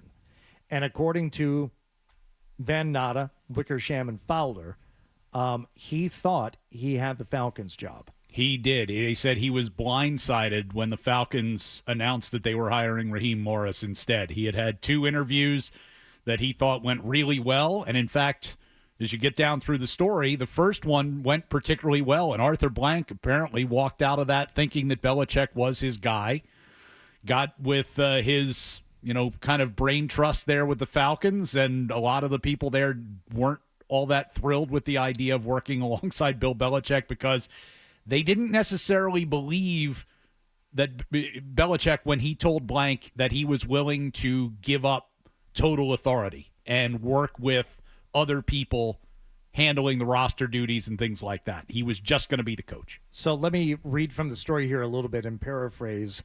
Like many fans, Belichick was blindsided by the news that Atlanta had hired Morris. Soon, the 7 offseason coaching vacancies outside New England were filled, all by coaches with lesser resumes. As you just said, Ryan, Blank later told reporters that Morris was the right fit for us going forward, made the most sense. I understood the man, understood the history, understood the presence, understood how he had grown. Whenever he was asked about Belichick's failed candidacy prior to the Super Bowl in Las Vegas, Blank always spoke respectfully about the coach with nearly a half-century of experience, a living legend. What Blank didn't say is that he and his top lieutenants had voted on the team's next head coach, ranking each candidate. Bill Belichick didn't even finish in anyone's top 3. Top 3. Didn't make it for any of those guys. Now, and he thought he was landing the job. He thought he had the job. All right. So go ahead, Dan. I think in covering this guy from day one until day whenever that he was done, I think if you look at the whole body of work and everything that he's done, he's set in his ways, right? I don't think there's any way around that, right? Bill Belichick wants players that can do specific jobs for his team. And that's how he's always been. If you're going into a situation with an owner, and Rob Hardy, you own, take your pick of teams, and I come there and I say, hey, I'm 71 years old. I'll give you, I just want to coach. I was born to coach. That's my life. I love it. I get everything out of it, and he still does. You watch him in training camp. He's just hands-on. I think he goes there, and if you're an owner, you say, wow, this guy's got 8 Super Bowl rings. He's done it all. He's the greatest coach ever. It's very intriguing. But I think when you go behind the layers of everything else, you're sitting here saying you've got to bring this guy in for 2-3 years. The only one that made sense to me was Jerry Jones, because the Cowboys are that close to being a Super Bowl contender that maybe Belichick comes in, everybody stands at attention, and here we go. All the players buy in, everybody buys in. So next year, next season, they have the potential to get far and then maybe win a Super Bowl either this year or next year. That was it, because the rest of these owners are sitting there saying, I've got to restructure my entire organization for Bill Belichick, who was 15 wins away from setting the all-time record and has said that, basically behind the scenes that's what he wants to do. I just think it's hard to give the keys to somebody like that, because as much as he says, I don't care about personnel or whatever, that if Rob Hardy is my starting left guard and Rob Hardy's not doing in training camp what I need him to do, I'm going to go to somebody and say, you got to get rid of Hardy. I need somebody else. But, Bill, we told you these are your plays. You got to make it work. I can't make it work because this is how I run things. This is how I do it. And it would blow up. And then, Bill can hold grudges, as we know, and I think it gets ugly quick if you don't start winning right away. Well, the other part of the marriage wasn't there to work, except for maybe a Jerry Jones situation. The other part of it, and they run down all the jobs that were open or potentially open in the NFL this year and what each team kind of thought about the possibility of bringing in Belichick. And what you see in most of them is, well, we might be willing to blow things up and bring this guy in and let him run everything, but how long is he going to be here? Right. And so are we going to do all that? Like the Eagles were potentially thinking about dumping Nick Sirianni and bringing in Belichick, and they're like, are we going to blow up our whole operation to bring in a guy who's going to retire in 2 years? So in this article, again, that just dropped this morning on ESPN from Wickersham and Fowler and Van Natta, in the pair of interviews with Blank and Falcons executives, sources said, Belichick pledged his willingness to coexist with Falcons executives under this new paradigm. In fact, he insisted he just wants to coach. But the Falcons realized that if you hire Bill, you hire all of them, an entire philosophy and ethos stemming from one man's ethic and ingenuity. In the end, his assurances failed to persuade Blank and team executives. He was essentially voted off the island, a source close to the Falcons hiring process said. And add on to that a source in this story claims that the reason that they didn't believe him is that Robert Kraft told Arthur Blank not to believe him. So here is that portion of the story. It says, despite a friendly first session, the unthinkable happened for the billionaire and legendary coach. Blank and Belichick checked each other's references. Blank considers Robert Kraft a close friend. Publicly, they have expressed support, or Kraft and Blank have said Kraft expressed only support and offered praise for Belichick. But in a conversation with Blank, Kraft delivered a stark assessment of Belichick's character, according to a source who spoke to two people, a close friend of Kraft and a longtime Belichick confidant. The source quoted the Belichick source as saying, Robert called Arthur to warn him not to trust Bill. That account was backed up, the source said, by a close Kraft friend. Multiple sources said that Kraft spoke with some candor to Blank about Belichick, though that they declined to elaborate. One source close to Belichick said that Kraft was a big part of why the Falcons passed on hiring him.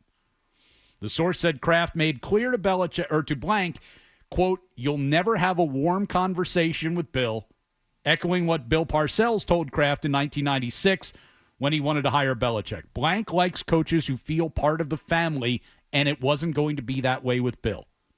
Now, it is worth noting, Patriots spokesman Stacey James is quoted in the story denying that account.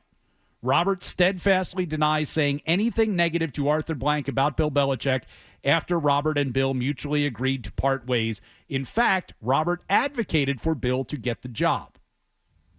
As they point out, if Belichick did get a job, it would have saved some money for Robert Kraft because he owes $25 million to Belichick and would have been offset by anything the Falcons paid for him. However, they also bring up whether Kraft had any motivation to keep Belichick from coaching elsewhere, and a source close to Belichick said, quote, if Bill goes on to have success and Tom already had success, then who does Kraft have to blame? Well, again, we go to the big three, right? And I think if you look at it... I'll let you go there, but that's the dastardly part of it. It's one thing if you feel, some responsibility to warn another owner in your little who's a friend club. Of yours. It's like, this guy, you're not going to get along. But just be careful with him, right? If the motivation was, hey, if he goes and wins somewhere else, then I look like the fool, and I can't have that. So I got to blackball him by, speaking ill of him to another owner. Right, and it's all part of, I think in the key, the sources said Kraft made clear to Blank that you'll never have a warm conversation with Belichick, echoing what Bill Parcells told Kraft in 1996 when he wanted to bust the budget and hire Belichick. Kraft eventually hired Belichick, and they won. Right? So it's the risk-reward factor here as far as what you're going to do. Like the same thing, how many teams went after Brady? Right? Not many teams. 3 went after Tom Brady, and he came in there and did what he did. Now, Belichick brings a record of struggling the last 3 seasons. That would warn me not to hire him. That is, right? See, now, to me, that is also enough. But, if I'm Jerry Jones... I have that lore of this guy can change this team instantly and make them a Super Bowl contender. So Kraft- that would attract me. Let's But if rebuilding, no. Kraft said it in the documentary. My head coach is a pain in the tush. Right. But I'm willing to put up with it as long as we won. Let's do this because people are getting a chance to hear about this and read about this. And if you want to chime in on this, we have something we want to do with Dan that we were going to put off for a little while because now we're getting into the meat of this. And quite frankly, it is the Robert Kraft.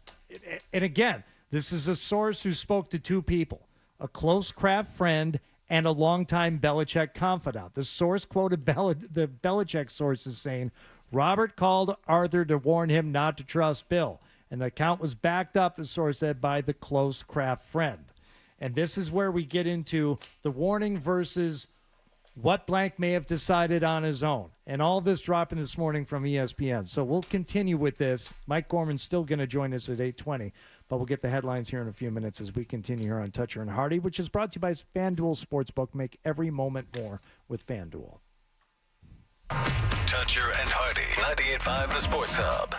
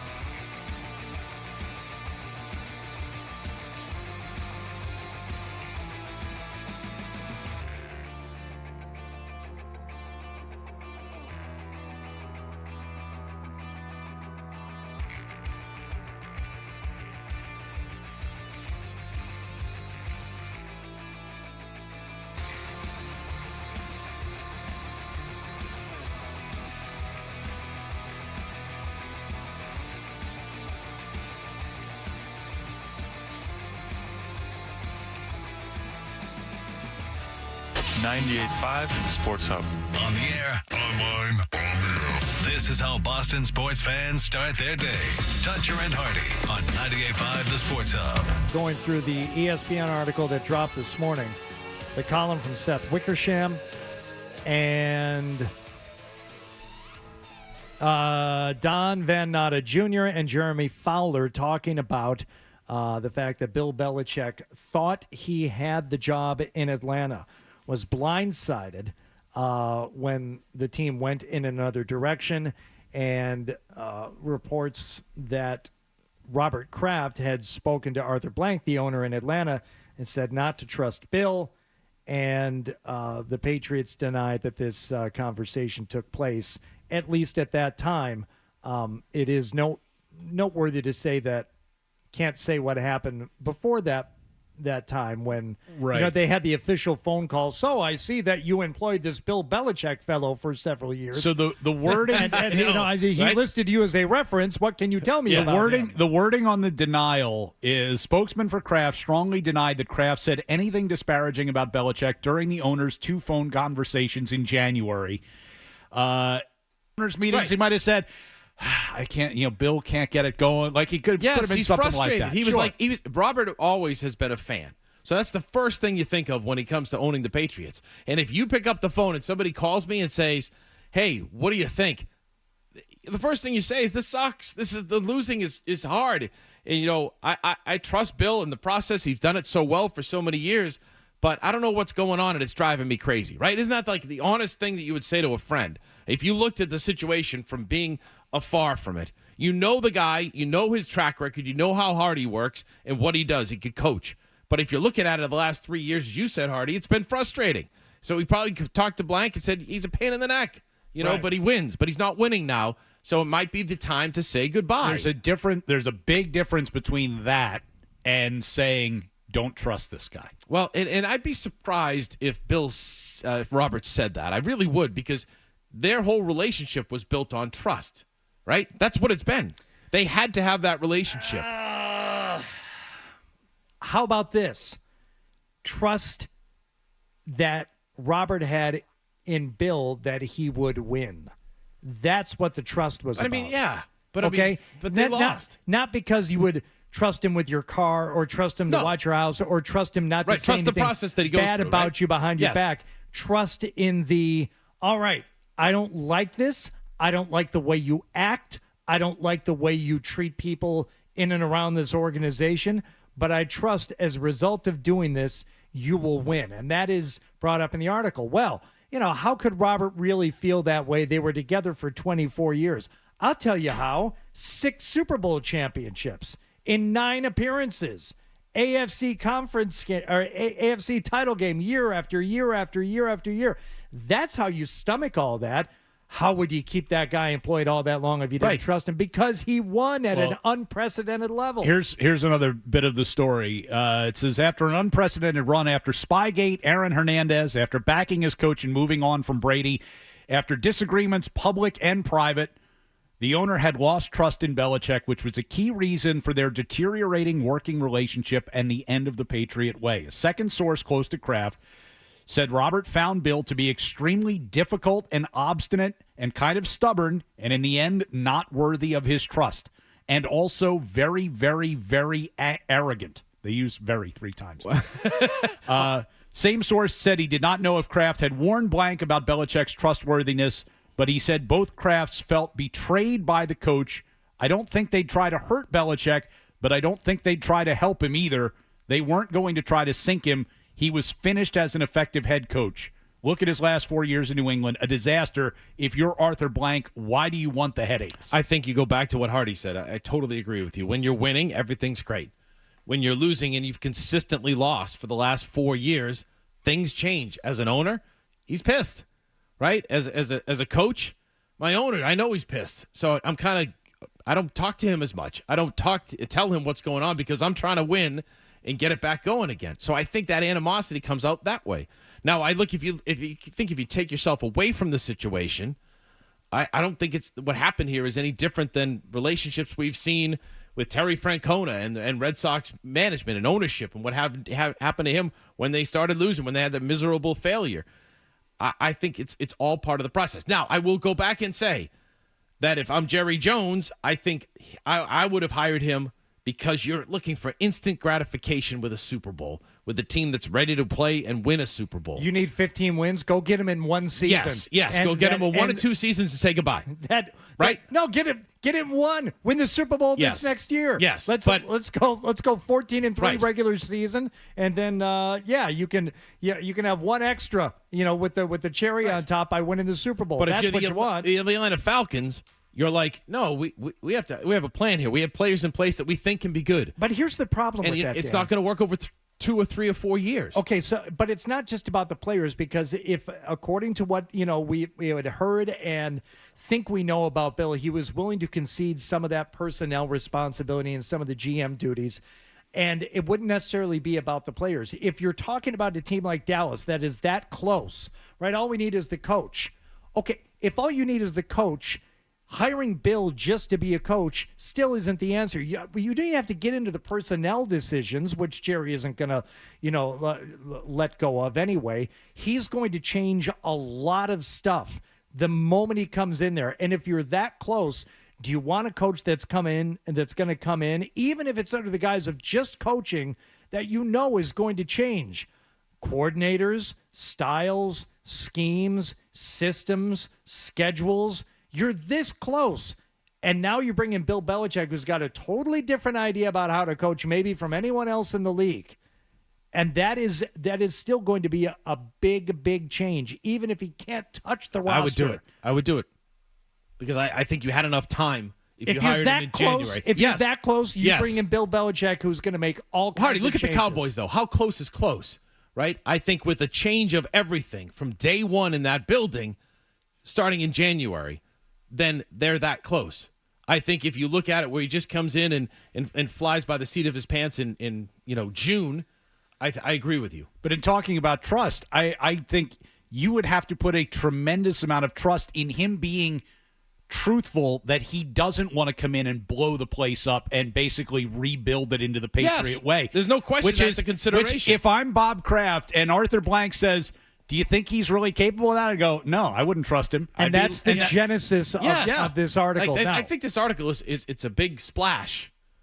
But at the same time, I think it's human nature, human relationships too. I think a big part of this comes off as this is Bill Belichick's people trying to make excuses for why he didn't get hired.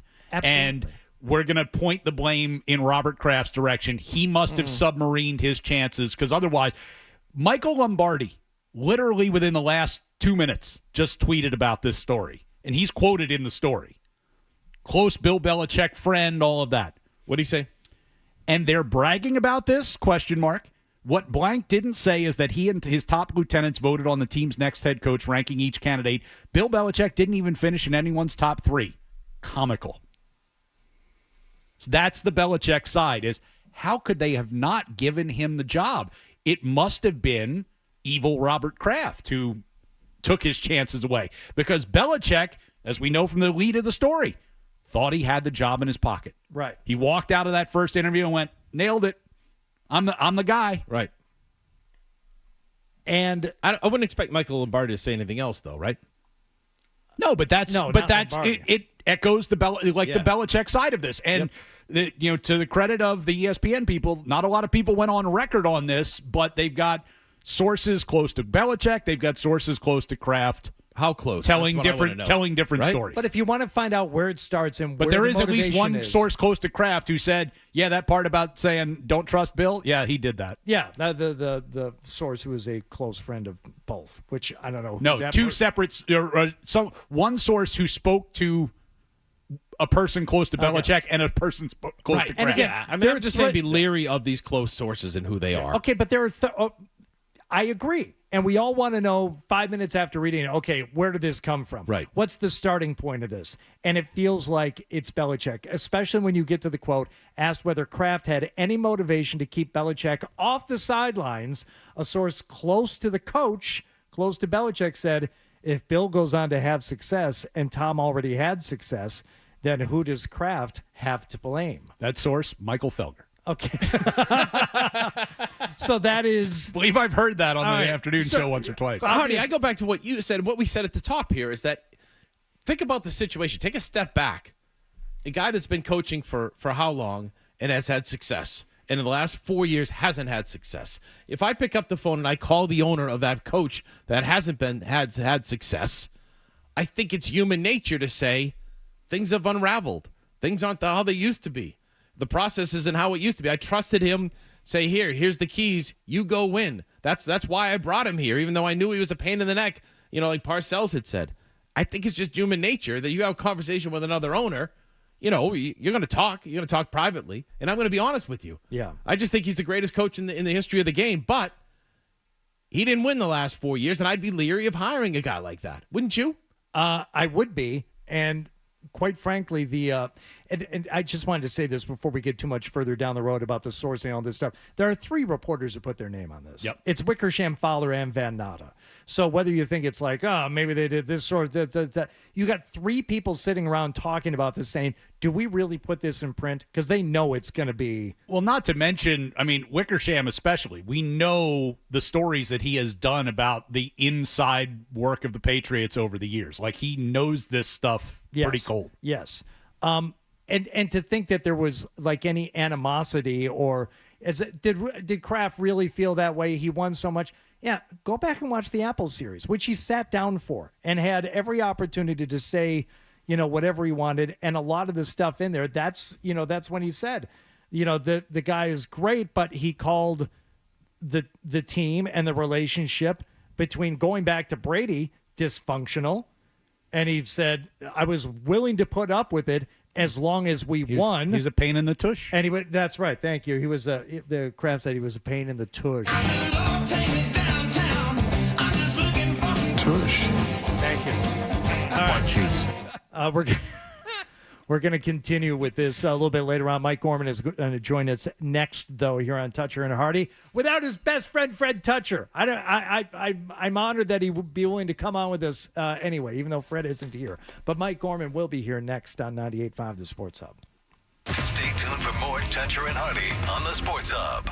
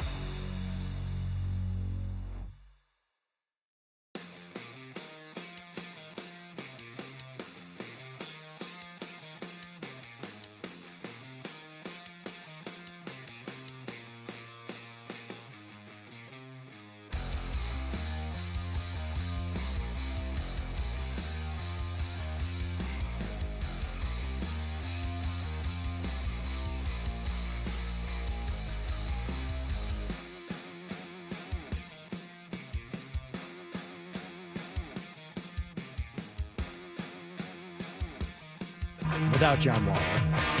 But Dan Roach and Ryan Johnston are here, and now Mike Gorman is here. He is the voice of the Boston Celtics for NBC Sports Boston. Mike is brought to you by Bentley University, proud partner of the Boston Celtics, preparing the next generation of business leaders to be a force on and off the court. Bentley University, a force for business, a force for good. And Mike joins us. Wait, I tuned in the Celtics game the other day, and it was just all about one guy, and I was like, all right, who is this guy? Yeah, enough already. Yeah, I want to watch the game, and it was just like and he wasn't there in the third quarter when he should have been. Well, let the man on the Volkswagen dealer's expert hotline apologize for taking away the spotlight from the Celtics on Sunday. Mike Gorman, hello, sir. Sounds like a coup you have going on over there, Hardy. No Fred, no Wallach. Dan, I'd be careful. Watch your step over there. I love you, Mike. You know that. I'm having the time of my life without your best friend Fred Toucher here. Yeah, I'm afraid of Hardy. Yeah, it's congratulations, Mike. That was really nice on Sunday, and I know we talked about it in the week or two leading up to it, and you really had no idea what was going to be going on that day. But how did you feel it went? I was just overwhelmed by it, but frankly, the Celtics. I've always been a homer, so I've always thought home was part of the job. And the Celtics certainly lived up to it the other day. That was really a nice ceremony they had planned. They said all the right things, and the fans are just ridiculous. Just again, all I can think of is cheers. You want to go where somebody knows your name, and that's all. Every time I walked in the garden, I felt that way. Mike, I just want to ask you from that perspective, as a guy that just loves to come to the game, do his job, and then go home and just enjoy what you do. How odd was it to go through what you went through that whole day? Because, you don't want to be the center of attention. You don't want to have people, because you just want to go do your job and say, people, go ahead, judge. It must have been kind of strange to go through that throughout the day. It was. When we first came in, they said they wanted to shoot me walking from the apartment living next door and over up the escalator there at the garden. And when I went up the escalator, I had my granddaughter in my arms. And I turned and I looked down the escalator. I felt like the Pope. It was just crazy the view you had. And people just could have been nicer. And then I got inside, and all the ushers had come forward. Every usher who worked that day came forward, and they formed a line, like a gauntlet for me to walk through. And so, yeah, by the time I got to my seat there, I knew this is a different day. This wasn't going to be like an average day at the office.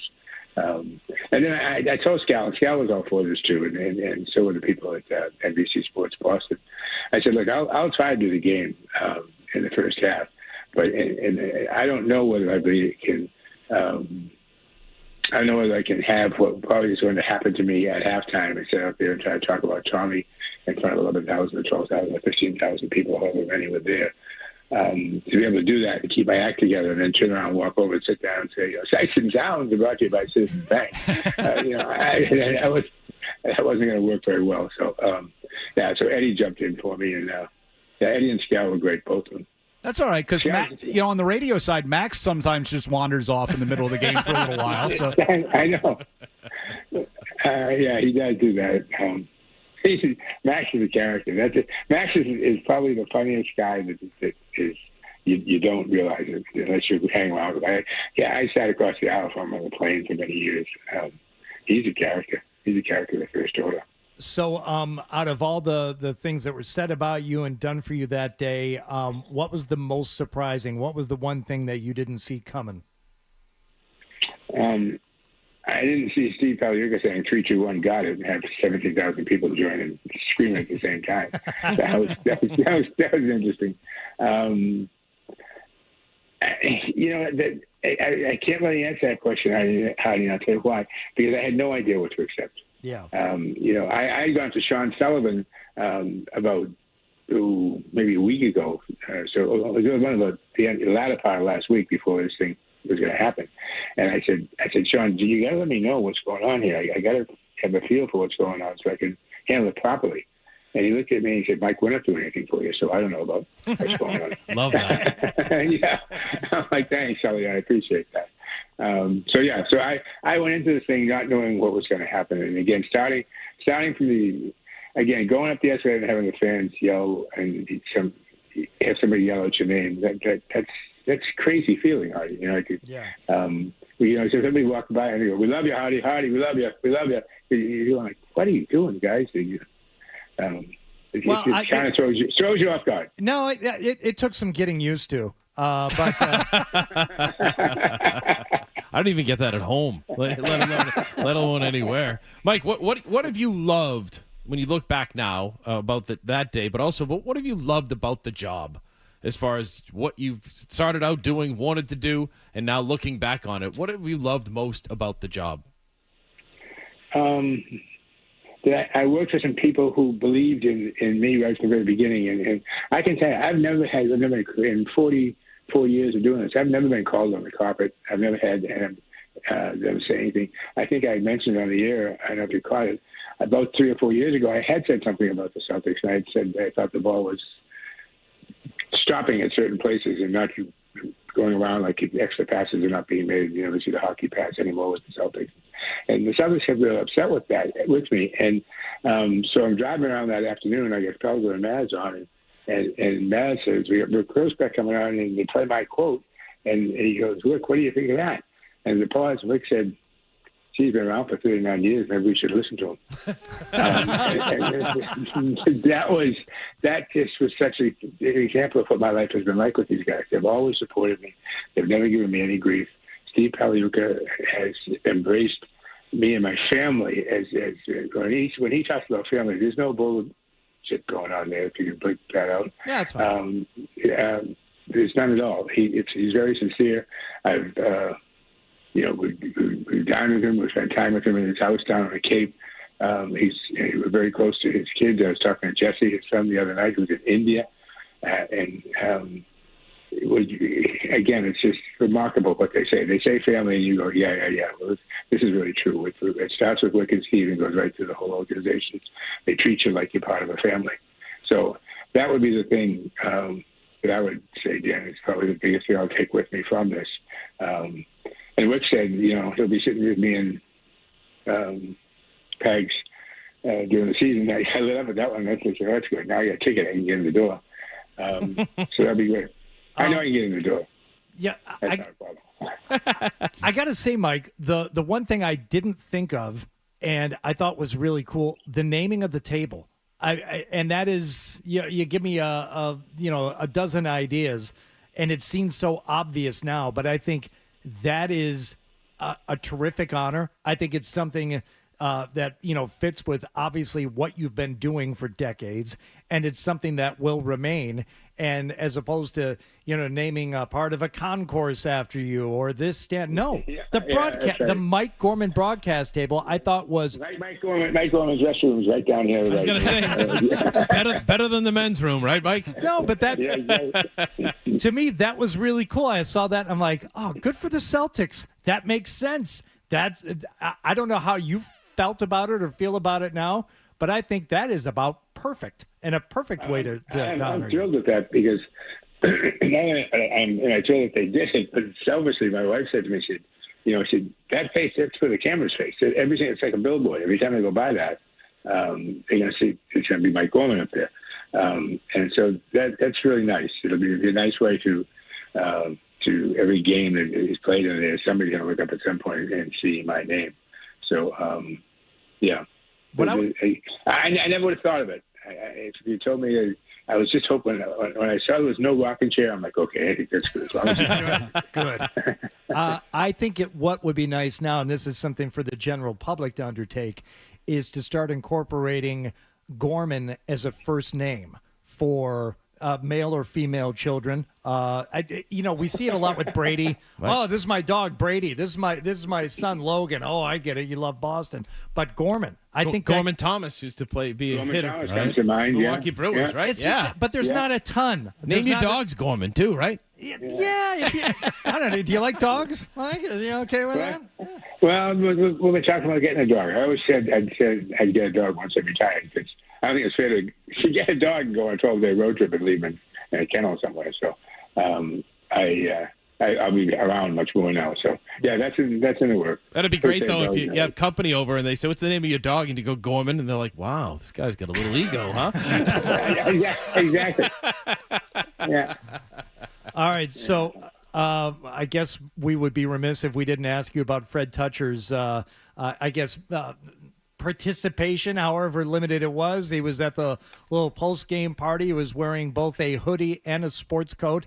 Did you find that off-putting? Was he awkward in any way? He had a strange hat, too. The kind of flex-brim hat he had on it. Yeah? I wanted to take him aside and say, Fred, what are you doing here? Nobody invited you. Then I figured, no, I'll stay away from that. I heard you guys making a joke of it, and again, that's if I can provide you with material to be funny, that's fine. But Fred and I have become friends. Yeah, we really have. I think we couldn't be two people who are unlike each other, but we've become pals. So he was invited to the whole affair, and he handled himself very well and talked to people and worked the room and. Didn't see any fights break out, and things are good. Well, you should know, and I will only say this because Fred is not here.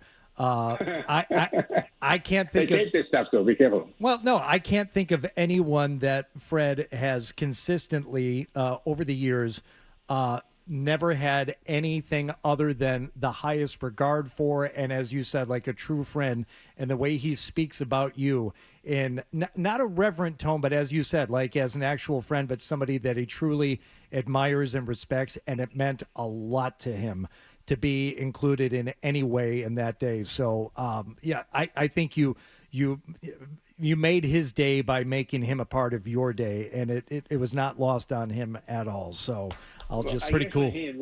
I guess when he and Rich first came on, they tried to get somebody to come on and do a regular hit on sports with him.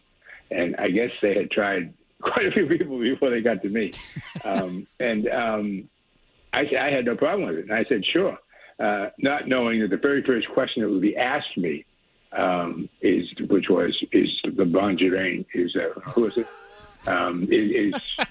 Who's the kid who played for us? Delonte West. Yeah, it was Delonte West having a relationship with LeBron's mom. That was the opener. Yeah. From there, it was all uphill, right? Yeah, right. So then all of a sudden, I understood why they had gone through 30 people who were smarter than me. No, you kidding me? I'm not going on YouTube nuts. That's crazy.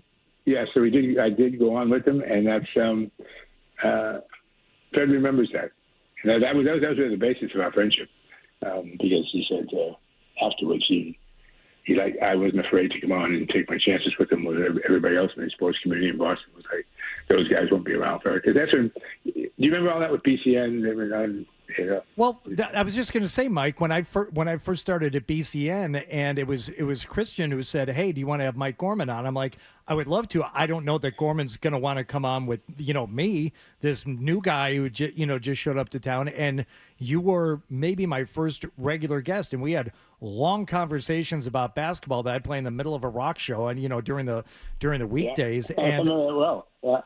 And honestly, I've never forgotten it. And it was one of the things that I think helped me personally get accepted a little bit in this town, where people even passively thinking, well, if Gorman will talk to this kid, then I guess he can't be all that bad. And I'm probably one of 100 people who would have a similar story about you, and it's just one of the many things that you've done. But I don't know, we all think of you the same way. It's like someone, wow, he really did something nice for me and good for me that helped me, and I think of you as a friend too. Not to the Fred Toucher extent, of course, but no, it's how I feel. I've had the utmost respect for broadcasters in our market. You know what I mean? From Kurt Gowdy, who I worked for, to Gil Santos, to name dropper. To all those people. But walking up to Mike, it took like a little.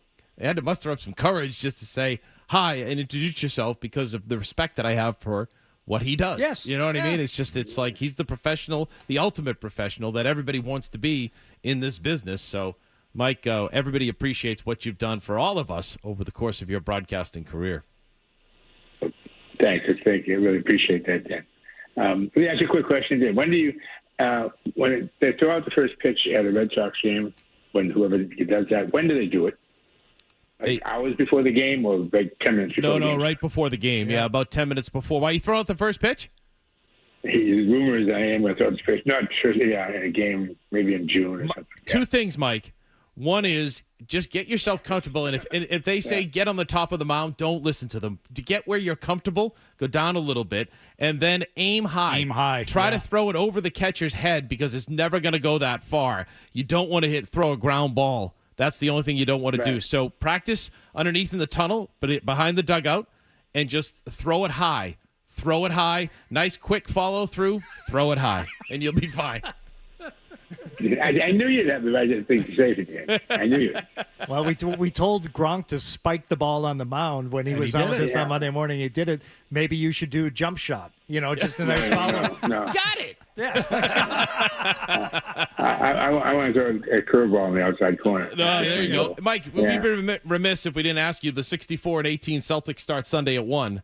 Just your thoughts on this run here, this team, this group, and what you see the possibilities of this team doing.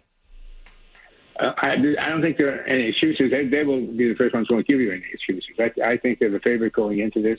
If they stay healthy, especially Porzingis, I think that's really a key. He has to be healthy. He has to be able to get 18 to 24 points a game, block a couple of shots, get some 8-9 rebounds. If he can do all that, I think they get a real good shot to win this whole thing. I'm a little concerned. If I had to find something, if you guys say find something, I'm a little concerned about how physical teams are going to get with the Boston front line that they haven't. Brown, Tatum, you name it, they're all going to see really intense defensive pressure. And it's going to be interesting to see how they handle it. And again, I think it's going to be very physical, much more physical than the regular season. So Tillman, I think, was a great pickup by Brad because he's a big kid. And I think they'll tell him, okay, you got 6 fouls going, you go give 3 this trip. And so that's going to be a help there. But, I think it's theirs to lose. It sets up well for them. They'll have to get by the Knicks at some point, who, believe it or not, I think is the second-best team in the East. But if they get by the Knicks, whoever comes out of the West is going to be bloodied because that's really a tough scenario over there. Yep. So you get to call the first round, Mike. Who do you want to see out of the 4 teams that are in the play-in tournament, and who do you not want to see? Selfishly, I want to see Philly because, A, it's easy to get down there, and B, I want to go 7 games and the Celtics win 7 because I get paid by the game. Now, that aside, I don't fear Miami, but I didn't fear Miami last year, and they got us. So, and if you go to Philly, it's a quick trip. There's no wear and tear from travel. There are no beaches and clubs and everything beckoning you to come out between games. And I think in Philadelphia, it's going to be a lot better for them as a team to be able to stay together and keep focused. Because focus is the whole thing in the playoffs. You can't lose focus. I tried to say at the end of my little time on the court the other day, just go win this thing. And that's what they need to do. They need to put all the bullshit aside, put all the other stuff aside that the media may be saying or not saying. Just go win these games. Pay attention to what's going on the court. Don't pay attention to me or anybody else outside. No, of course we're going to pay attention to you, but okay, I understand what you're saying. Mike Gorman, excellent. Thanks so much. Congratulations again on Sunday. Awesome to see. Good to talk to you, and we'll be talking to you again soon. Yeah, congratulations on the coup. Nicely done. Okay. Thank you. It's the Hardy Show next. That's the Palace Q here in Waltham. Much like Bill Belichick, Hardy just taking over, blowing up the whole show, putting his own people in. Yeah, we're running through stop sets. We're going to keep Gorman for 22 minutes. I don't care what anybody says. Mike, thanks again. All right, guys. See you. See you, Mike. Talk to you later. All right. We are late. We'll get the headlines here from Ryan Johnson, then more coming up on Toucher and Hardy on 98.5 The Sports Hub. Sports Hub headlines. A new ESPN report this morning says former Patriots coach Bill Belichick thought he was going to land the job with the Falcons after he met with owner Arthur Blank, but a source in the story alleges that Patriots owner Robert Kraft warned Blank not to trust Belichick. That is a story that the Patriots spokesman denies. The Bruins finished their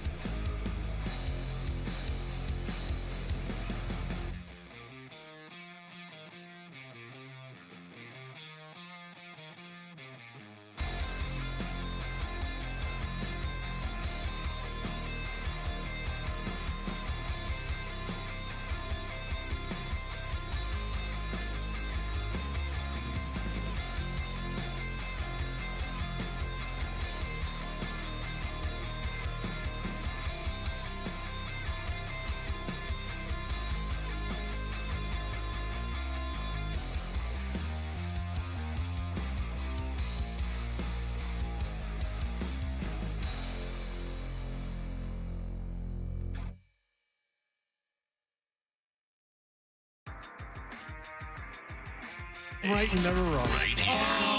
Is that toucher or is that target? I know, looks like a poodle. It's an effing poodle, dumbass. The Sports Hub.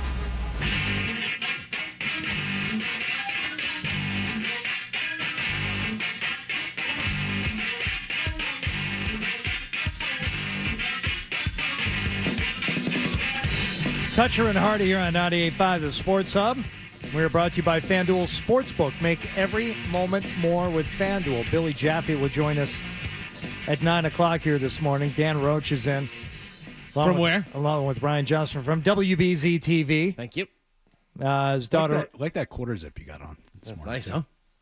Syracuse quarter. You know, Did you go to school? College? No, I didn't even finish high school. No. I went to Michigan State. Oh, that's right. My daughter has visited Syracuse. Nice. She likes Smart. it. Yeah. It's not cheap, that Syracuse. None of them are, my friend. None of them. Nothing worth doing is cheap. Yes. Yeah, I mean, I am extolling the virtues of UMass Amherst. You know, went out and visited that campus. Not that I've got an eye on the bottom line, but Boston? Yeah, when you're talking about, twice the money, I don't know, do you feel you got twice the education at Syracuse? Oh, yeah. Your boy Tirico tells a story because you were telling us earlier about how you went to see Larry King show with Tirico, and who else was with you? Charlie Palillo and I'm not sure I got to remember Bill Roth. Okay. Have you ever played golf with Mike Tirico? No. Okay. Mike Tirico is quoted in a book written about a certain former president and his exploits on the golf course. And Mike Tirico was playing golf with this former president. Was it Herbert Hoover? It was Herbert Hoover, yes. And Tirico was very excited because he had reached the green in 2 on a par 5. Hit a good drive, hit a 3-wood up onto the green, and he could see the ball. He's like, man, I'm going to have a legitimate eagle putt. And I'm guessing Tirico is like the rest of us. Can get around a little bit, but, not a great golfer. And the former president in question, who always rides alone in his own cart, and magically his cart is faster than everyone else's, speeds up to the green ahead of the rest of the group. And when Tirico finally makes it up to the green, the former president tells him, bad luck there. Your approach shot ended up in this greenside bunker. No way. And President Bush did that? Hoover. And Tirico says, impossible. It's not like I hit it from 280 out. Right. I could see the ball. Oh. I know what happened. And it got up there, and, they were playing with a 4-cat, somebody who, rakes your bunkers and reads the putts for you, all that stuff. He got up there and he said, he threw your ball into the bunker. Oh, my there. gosh. It's really? just kind of what happens when you're out here playing golf with him. But, don't worry about it. Good shot. Good shot. I know, right? Try and get it up and down to save birdie. Which I hope he sunk the bunker shot. I don't know if he. No, I don't think he did. But next time you ever talk to him, you ever talk to you do. Yeah. Ask him about that. I will. It's in a book. It's in a book. Awesome. All right.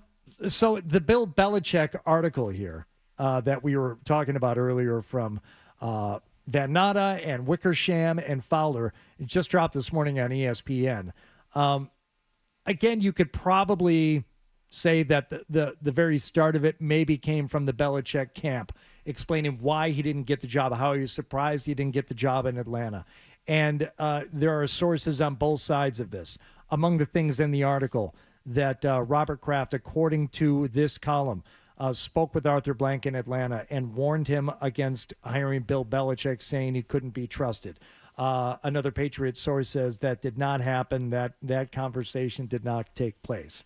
The back and forth, maybe one of the reasons why Kraft would be keeping Belichick off the sidelines entirely is because if Belichick goes on to have success with another team, then all the blame goes back to Kraft. It really wasn't all Tom. It wasn't a combination. It was if Bill can go on and win elsewhere, like Tom went on to win elsewhere, turns out that Kraft was the reason why they stopped winning, which seems to be a bit of a stretch, but whatever. There's a lot of back and forth in this and sourcing on both sides. I did get to the end, though, just here during this last break, and okay, so what is Belichick planning to do this year? He's not going to be coaching. We've seen him hanging around with Steve Belichick out in Washington. We've seen him at cheerleading competitions. We saw him on a lacrosse practice field. Well, this year Belichick plans to travel abroad, speak to football programs around the country, and to write a book. We had heard about the book. Mm-hmm. Not a tell-all memoir, but a football leadership guide. The model is one of the books that influenced Belichick most, Finding the Winning Edge, Bill Walsh's 550-page bid to put his football genius on paper. Walsh's system was coach-centric, of course. It was the NFL system. Walsh mocked the role of a GM on losing teams, saying that most of them sit next to the owner during the games and blame the coach, avoiding accountability. Belichick read that book, developed an entire system based on accountability. So, final graph. Not long ago, a confident Belichick was asked why the coach would write a book if he still wanted to coach. Why give away his secrets? The answer was that Belichick could write everything and still not disclose much. That's exactly like Bill, right? He could say anything and still not disclose. They should put that on the book jacket. Yes. Bill Belichick reveals everything and nothing. Every time I hear about this book, it makes me want to read it more and more. Is it going to be a memoir? No. Will he at least explain why he didn't play Malcolm Butler in the Super Bowl against the Eagles? No. Oh, it's going to be a coaching and leadership guide? Yes. Will he explain his secrets? No. Chapter 1, do what's best for the team. Chapter 2, do what's best for the team. Right? He can explain the design and structure, the theories and tenets, the guardrails and bullet points, but how someone thinks cannot be replicated. Oh, did you read that new Belichick book? Yeah, what's in it? Theories and tenets. Guardrails and bullet points. Oh, it's so good. I love the bullet points and the guardrails part. That's where he really gets into the meat of this. Did you read chapter 3? You know what he said? Do your job. Right? Chapter 4, no days off. Unbelievable. And he's going to make so much money. But he's a very good speaker. You know what I mean? When he goes out public speaking. I've never seen him in one of these settings. My son went to Phillips Academy in Andover. And can't hide money. Belichick, I don't have any. But Belichick was one of the speakers to the incoming class. Okay, were you in there attendance? for Yes. it? Okay, and how was he? It was good. He was just very, it was like. Well, you said he was great. No, but he can't be not in that situation. But I've seen him speaking to teams or he's really good in those situations. To teams, yes. I mean, I don't think anybody anybody relate to them. You know what I don't mean? think anybody doubts he can speak to a football locker room until he couldn't. But I think he can speak of leadership to corporations. He can do whatever he wants in those situations. The guy's brilliant. Well, I agree. He'll get hired and he'll make a ton of money doing it.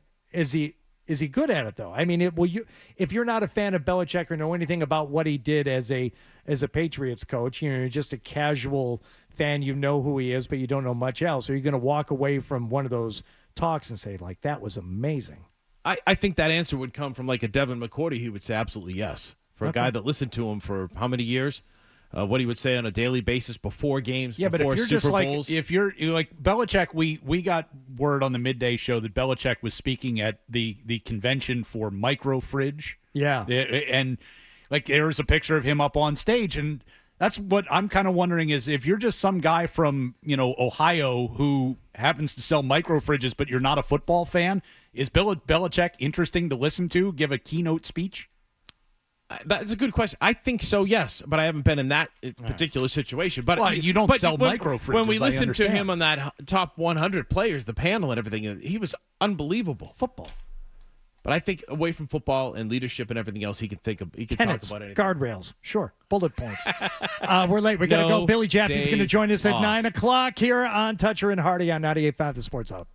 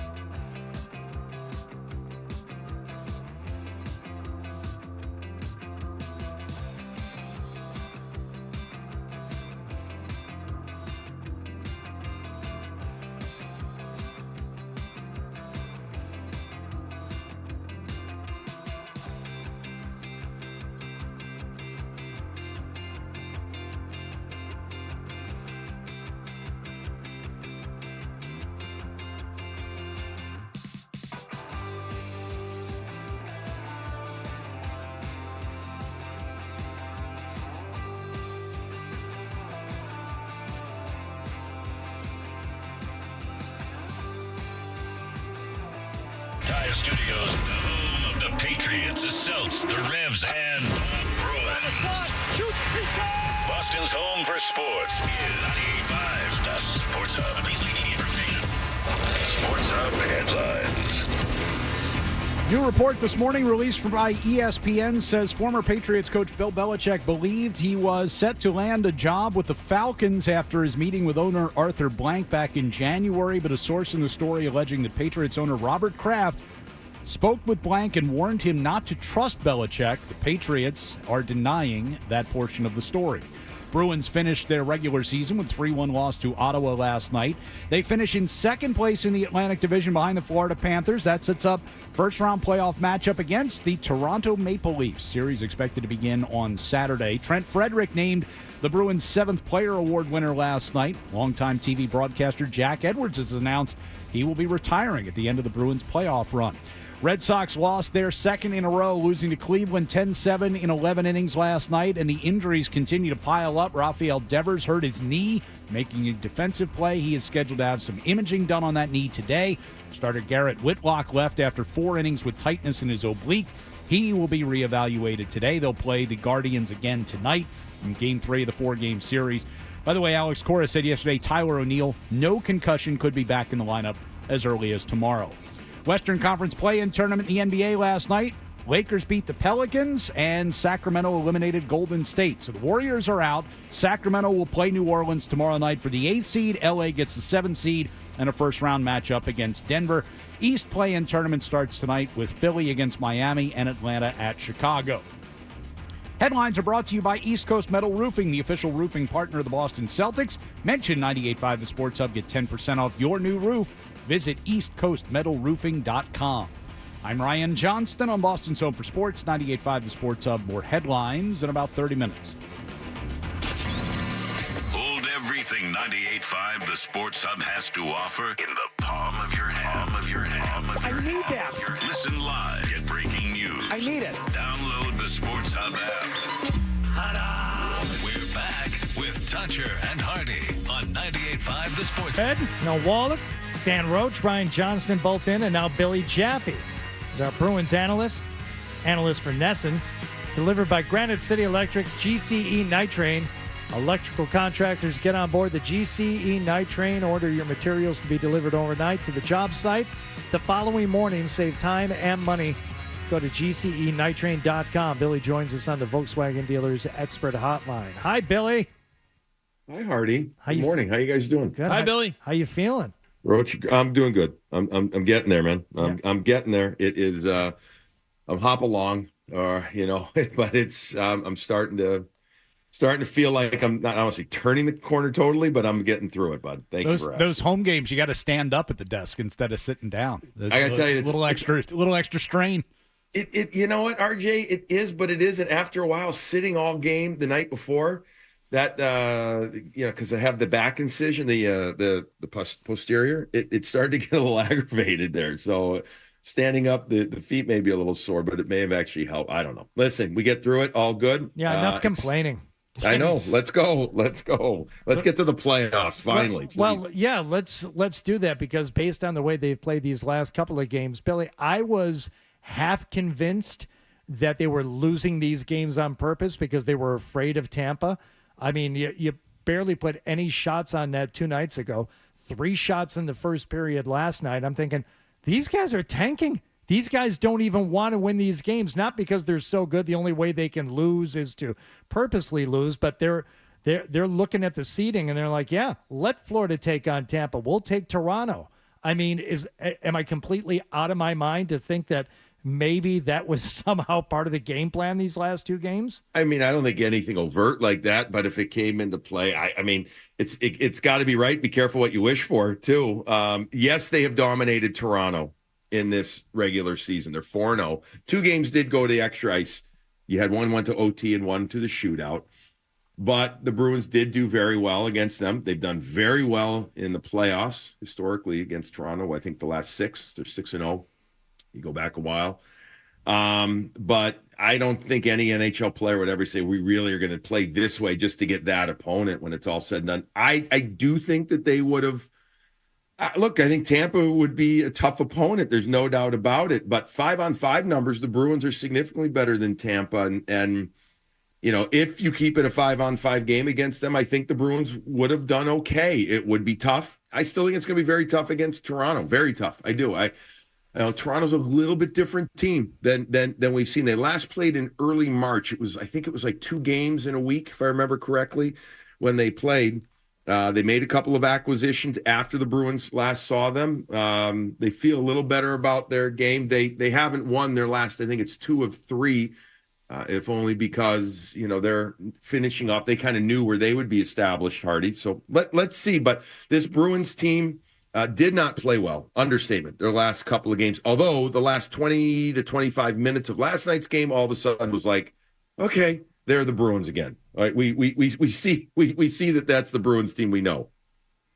Power play last night finally got going in the. Well, they got a chance. They got. Yeah, that's true too. I mean, we played a clip of Jim Montgomery earlier this morning saying, basically for 5 periods, they hadn't played hard enough and gone to done enough work to draw penalties. They finally did in the 3rd period last night, and the power play actually looked good. Those 2 opportunities they got.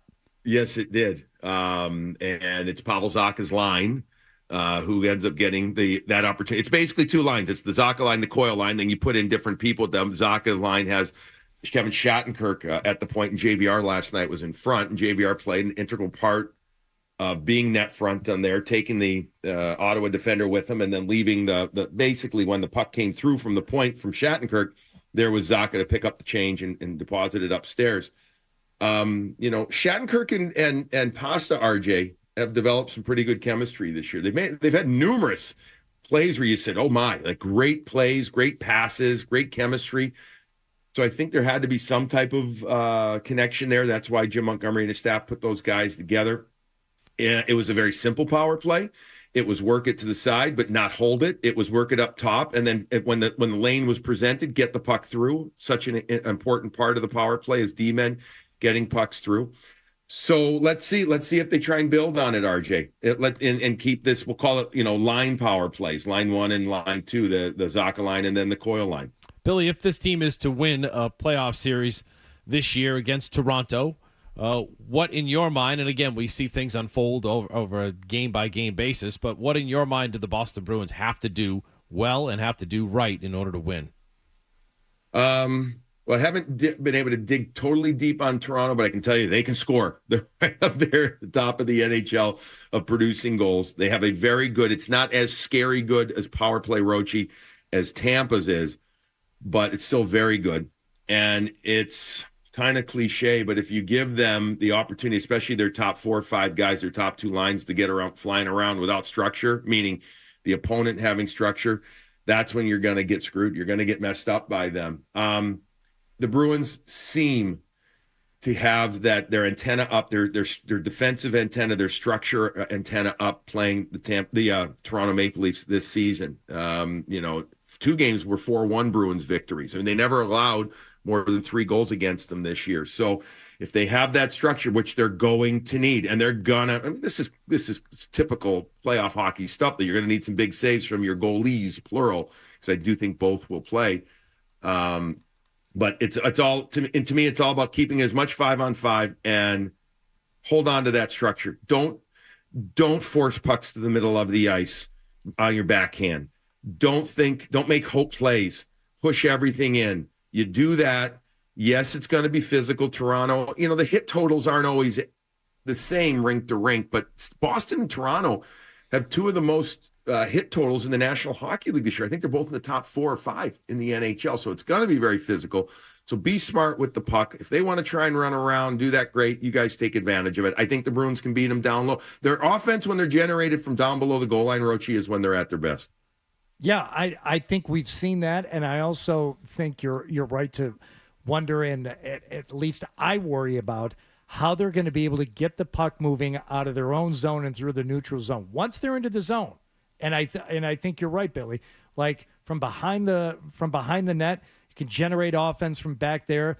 Got smart players, skilled players. They know how to slip underneath and to find the spots where you're going to be able to get shots off.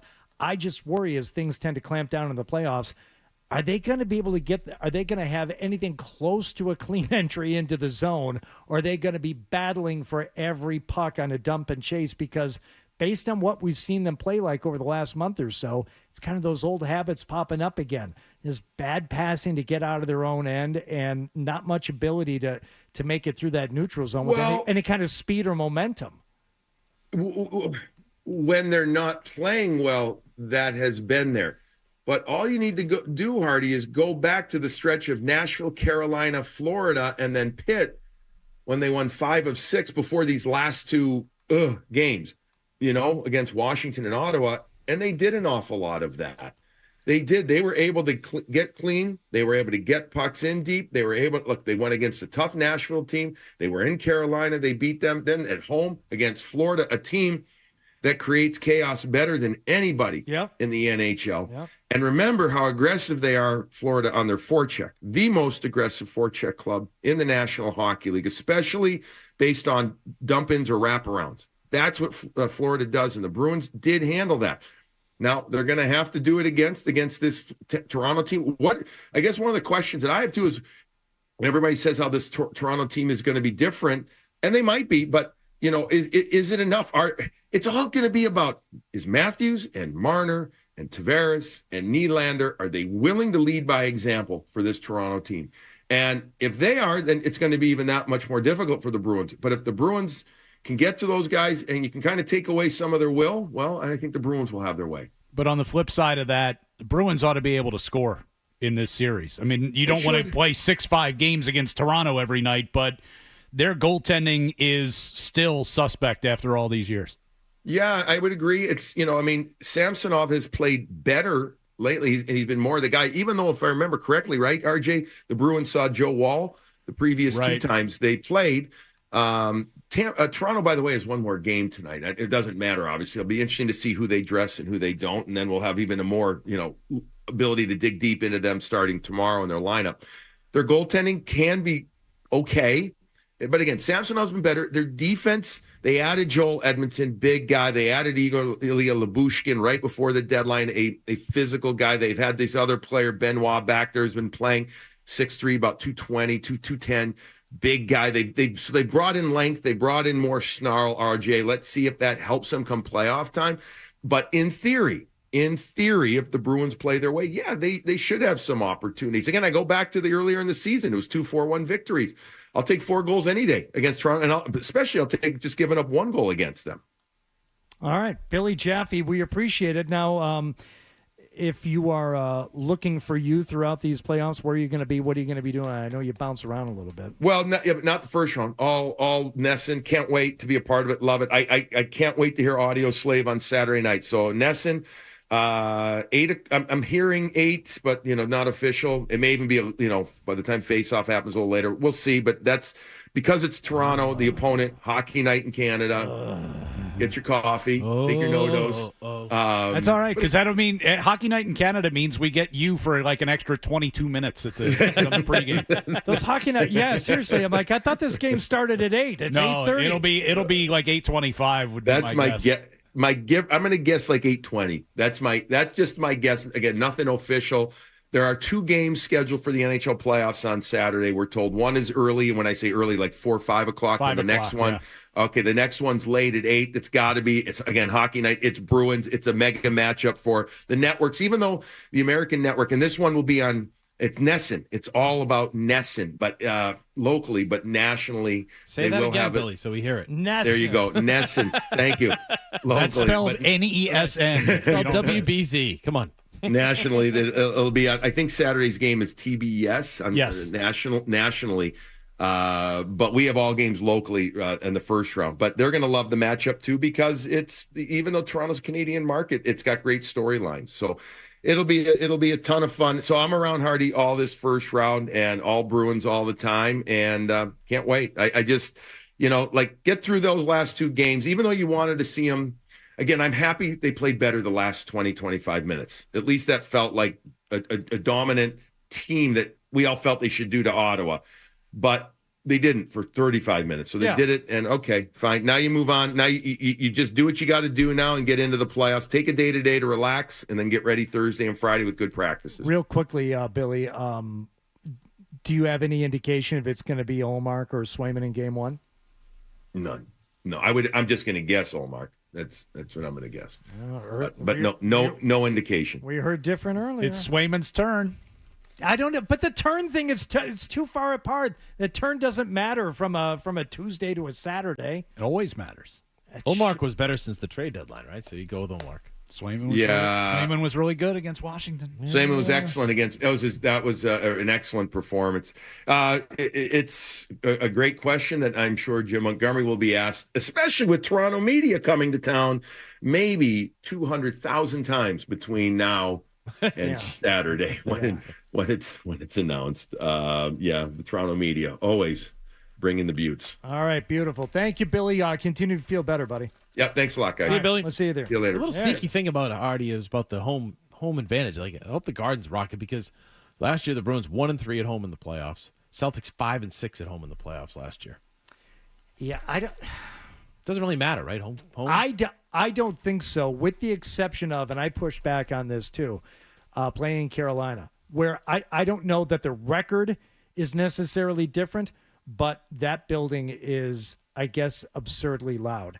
And I was pushing back on this during one of the series when I said, you know what, I'm sick of hearing about Carolina. All these buildings are loud. Everybody's into playoff hockey, this, that, and the other. And I got a text from somebody who had actually played in one of these series and said, actually, that building is really loud. Yeah, and but the Bruins went in and I text back, I said, shut up. This doesn't swept fit my Carolina, narrative. right? I don't care. Well, they swept Carolina in the 2018-19 run down there.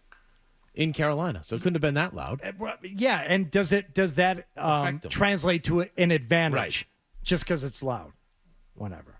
Billy's all excited to hear Audio Slave on Saturday night, though. So that is cool. Yeah.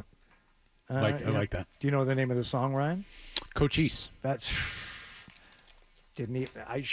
Why did I? I don't even really care that much for Audio Slave, but I know the song. That's a hell of a song. Get you fired up. All right. Emails, stack, all on the way here on Toucher and Hardy on 98.5 The Sports Hub. You're listening to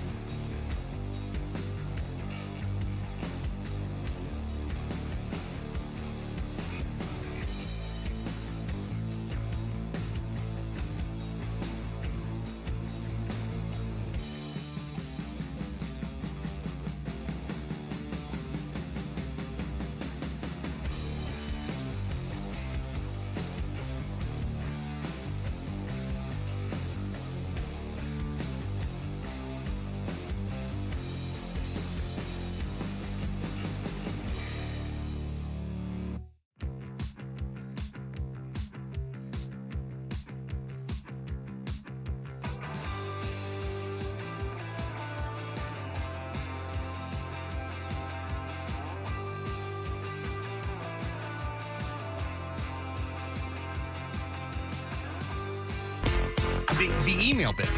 We should do the email bit. It's a great idea. Let's do the email bit.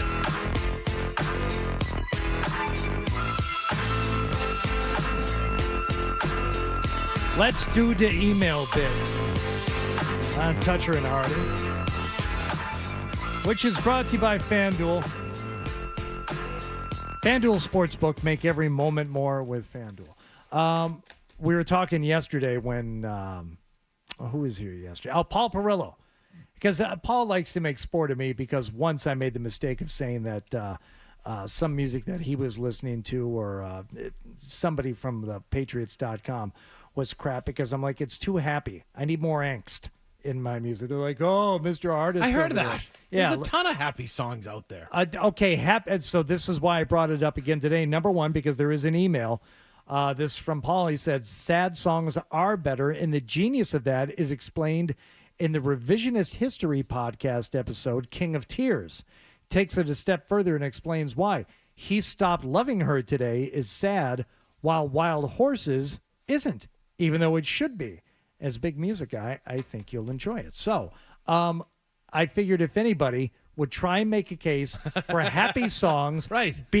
And having examples of happy songs that are capital G great songs, it would be you, Dan. No, Roach. because any song I say, you're not going to like. That's how you are, though. I would no. I'm not everybody, like from Fred to you all have this like specific like style, and you have to like this, and it's if you don't, you're not cool, and all that kind of stuff. That's the way it is. Every time I've ever talked to you about music, you just me. How many conversations have you and I had about music? Like 30 that you never thought of, but I had them with you. Would you try and name, and I will be as honest and as fair as I can be. No, because anything you say, I'm going to say you make fun of. And I'm not that kind of guy that, I don't have this list of songs at the top of my head that I have to listen to. I just like music. Okay, do you have a list? I'm Happy by Farrell, you know what I mean? Or Pharrell, whatever it is, Somebody tweeted me that. He said, what about the number one song on when you Spotify? walk around? Happy it's a good feeling. I said, What's that about? I know it's about the death of something or something, right? No, but I wouldn't call it. When you play it backwards. I would by no means call it a great song. Why? It's just happy, makes you feel good. So you're the kind of person that has to have this, the Academy Awards have to be this critically acclaimed, specific genre type of movie instead of what everybody goes to see, blockbusters. I think Pacific Rim should have won Best Picture. Top Gun Maverick should have been Best Picture last year.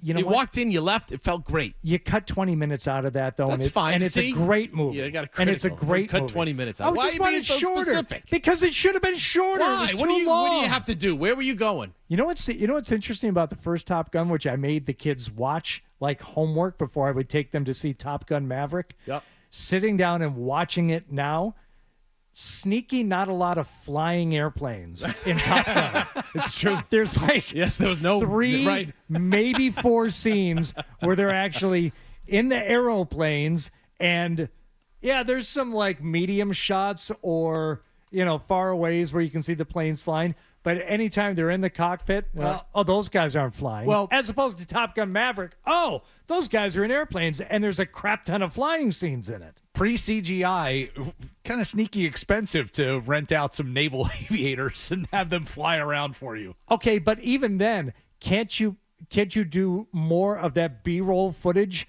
of Navy jets flying through the air and have some more flying in Top Gun? Because there's not a lot of flying in Top Gun. But they were telling a story. It wasn't just about the flying. It was about, his love affair with Kelly McGillis. It was about his, trying the conflict with Ice and Slider. It was about losing his best friend and Goose. Spoiler alert. Yeah, I know. Easy. In case you haven't seen the first Top Gun, Johnston just killed it for you. Just dance. It's about men playing volleyball together. Just a few songs that you like. That's all I'm asking. Happy you for. was one. Okay. I Can't Stop the Feeling. Justin Timberlake. I like that tune. Makes me feel happy. Okay. Picture Dan just driving around, just Sir bopping Duke. his head to. Oh, want to dance with somebody? Okay, hold on a second.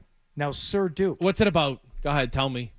Duke Ellington. It's about Duke Ellington. Okay. Is it happy or no? There's Basie Miller, Satchmo, and the king of all, Sir Duke. And when a voice like L is ringing out, there's no way the band could lose. All right. I just like the tune.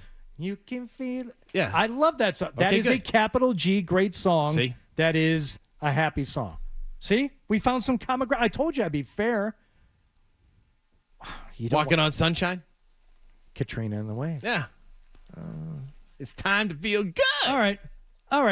Yeah, you know what? For its time and for its inclusion in The Secret of My Success, where they actually loop the drum beat one extra time until Michael J. Fox pulls the pants up right at the right moment. Yow! Yeah, I will give it a capital G grade. Katrina, very interesting dancing style in that video. I don't remember the video at all. Yeah, it's not good. Oh. It pretty much stands out why they were a one-hit wonder. Oh, it's like that's too bad. Yeah. Are there any sad songs that you like, Dan? Sure, yeah. But I can't think of anything off the top of my head. You can't think of a sad song that you like. I don't know. How about Peter Gabriel, In Your Eyes? Yeah, that's a good song. That's a sad song. Yeah. That's So what? So just feel the emotion and move on. Right? Like, you don't have to get all Bury worked it up about deep it. down inside. Keep that smile on your face. That's right. Let it come out later. I have an email here about the early morning golf September. The Earth, Wind, and Fire? Yeah. Do you remember? Right. I'm going to go ahead and guess that you tweet out a link to that on September 21st. Yeah. Hey, listen to this song. Yeah. Hey, Right? you know It's September 24th. You know what they say here? Huh? They say the date. Today's date is. You get married on this day. It's special. I'm gonna send out a link. What songs should be played at weddings, regardless of the wedding? Like you have a wedding coming up, big wedding, your son getting married. Yes. Congratulations, Harry, Catherine. we'll be there. Oh, you're going to attend? Yes, That's big sir. of you. Yep. Did you RSVP? Yes, we did. I went with the beef, the braised beef. Will there be a band or a DJ? I think they're going DJ. Okay. What songs should be played at every wedding? Oh, I don't know. Cool in the Gang, right? We Are Family? Yeah. There you go. Pittsburgh Pirates. Willie Stargell. What? Let me ask you We something. are remember that was their theme song. You were already 79. Okay, great. You were already bragging a little bit that you didn't have to pay for this wedding. Then you made a half-ass offer once. That is, Right. No, I'll get to you. That won't be necessary. What does one give as a gift as the father of the groom? Okay, you don't have to pay for the wedding, so you're getting off easy. I don't know. Whatever my wife says. Well, probably money. Probably a generous donation for your honeymoon or your house. Okay. Right. How generous? I bought my son. The only thing I asked of my son was, I need you to come with me and buy a suit. I want to give you a suit so that you'll have it for your job interviews or just life. I want to buy a really nice suit. So that's what we did. Just now? No, not. I did it, earlier when they first were making plans so that he can wear it to the wedding. You wanted to buy him a suit. Yeah. When they were thinking about getting married. No. Once they announced that they were getting married, and then we had the date and everything else. Why? What's the matter? What are you looking at me like that for? Isn't that a nice thing to do? Isn't that nice to do for my son? It's something that lasts beyond the wedding. Right, because how many suits do you have when you're 28 years old or whatever? You don't have a lot unless you're working in the I just don't see how it's related to the wedding. It's like a gift to him. Oh, okay. That's all. So he thinks of it. And, my dad bought me this suit. All right. I don't know. Sorry. In 5 years, it'll be out of style, and he won't think about it Then he moves on. I'll be gone. Okay? Like, what do you want from me, Artie? I want to know how much. That's what I'm buying. I want to know whatever how my wife says, we'll give to them. I want to know how generous you feel compelled to be with the wedding gift, seeing how you don't have to pay big for the time. wedding. You know what I mean? Okay. All right. Right? Good. All right. That's all. I don't have money to buy him like a fancy smanchy house in, the South Shore. Of course not. Who does? Right. That's not my point. You don't have to get defensive I about just want it. him to be happy. That's all. Are they set out on a good course? Yeah, he's a good guy. Are they, He's are so they both nice. like employed or in Yes, school? Or she's a school teacher. Okay. She's doing well. He's working in Boston doing something. I don't know what it is. Okay. So he got out of baseball. But you got him the suit, and that suit helped him get that job? No. So what's He the got suit that job done on his for own. him? The suit's in case you need it. That's all. If you're going to go to another wedding, if you have these occasions, if you have another job interview, and those kind of things, you always need suits. Are you starting to daydream about grandkids? Yeah. My wife and I are psyched. You know what your name has to be, because, again, this is something that people think about. I don't care. I can tell you right now, I don't care if I ever have grandkids what they call me. Yeah, grandpa, grandfather, Mr. Pool. Pop. Yeah, whatever. Poppy. that- Big yeah. Poppy. You know what you have to be? Yeah. Papa Roach. Oh, yes. You have to. You have to be. Yep. Okay. But you've kind of like daydreamed about it? Having grandkids? Yeah, everybody does. No, I haven't. Well, you're not old enough yet. Not a You know? I'm almost as old as you are. I know, but I don't know. Yeah, you started earlier. Yeah. All right. Has there been any talk? They think they're Not that I know of. No? You know what I mean? What do you want to be called? I don't really care. Just want to take him to a ball game. Teach him how to keep score. Are you going to go back to Cooperstown for the baptism? No, I'd like to do that. They won't let me. My wife won't let me do that. She hates when I talk about it. Neither on the radio. will your son or daughter-in-law. They all hate it. Like, Dad, don't talk about those kind of things on the radio. My wife's like, if we had to do a honeymoon over again, I would not go to Disney in Cooperstown. I would go to Hawaii for 2 weeks. For anyone who wanted Disney talk today, we had a big thing planned, and then the Wickersham Fowler and Van Natta story dropped. So that will be happening tomorrow because Dan Roach will be with us again. We're not going to squeeze it in now. We got the stack to get to. We'll do that next here. I wonder what they're going to talk about on Zoe and Beetle. What? What do you think they're going to talk about on Zone? Oh, do you think they'll be talking about this article a little bit? No, it's not a talk show's dream. Something tells me they will be. Yeah. Maybe later on Felger and Maz a little bit. Much ado about nothing. Get over it, people. Celtics schedule just dropped. Oh, good. 1 o'clock Sunday. I was going to tease it for the other side of the break, but that's been out. That's been out for a while. Or how about for the headlines? Celtics account just. How about for the Ryan Johnston? I think we can probably headlines do right that. now. Yes. Okay, let's do it then.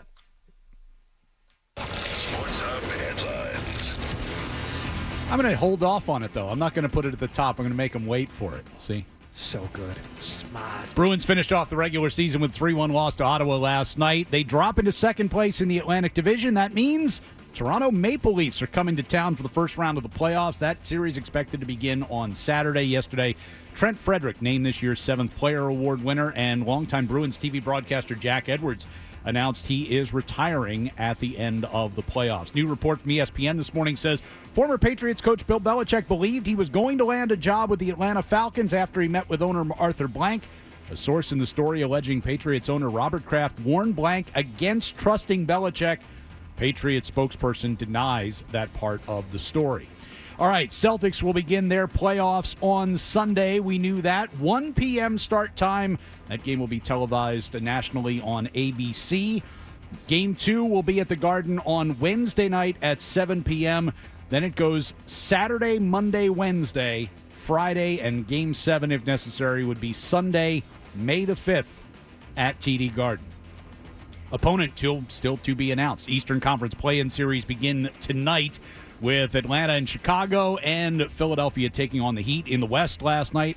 Lakers advanced, beating the Pelicans to take the 7th seed. Sacramento eliminated Golden State. Kings will take on New Orleans for the 8th seed tomorrow night.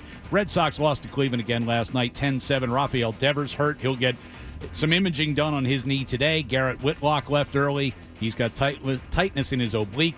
He'll get reevaluated today as well. Sports Hub headlines brought to you by WellPoint, formerly Unicare. They've teamed with Charlie Coyle, Mass State and local police, the professional firefighters of Mass, and Bruins Radio for face-offs for first responders. If you or a loved one are thinking about suicide, get free and confidential help 24/7 on the Lifeline Network. Text or call 988 now. I'm Ryan Johnston on Boston's Home for Sports, 98.5 The Sports Hub. We got more headlines at 10 o'clock.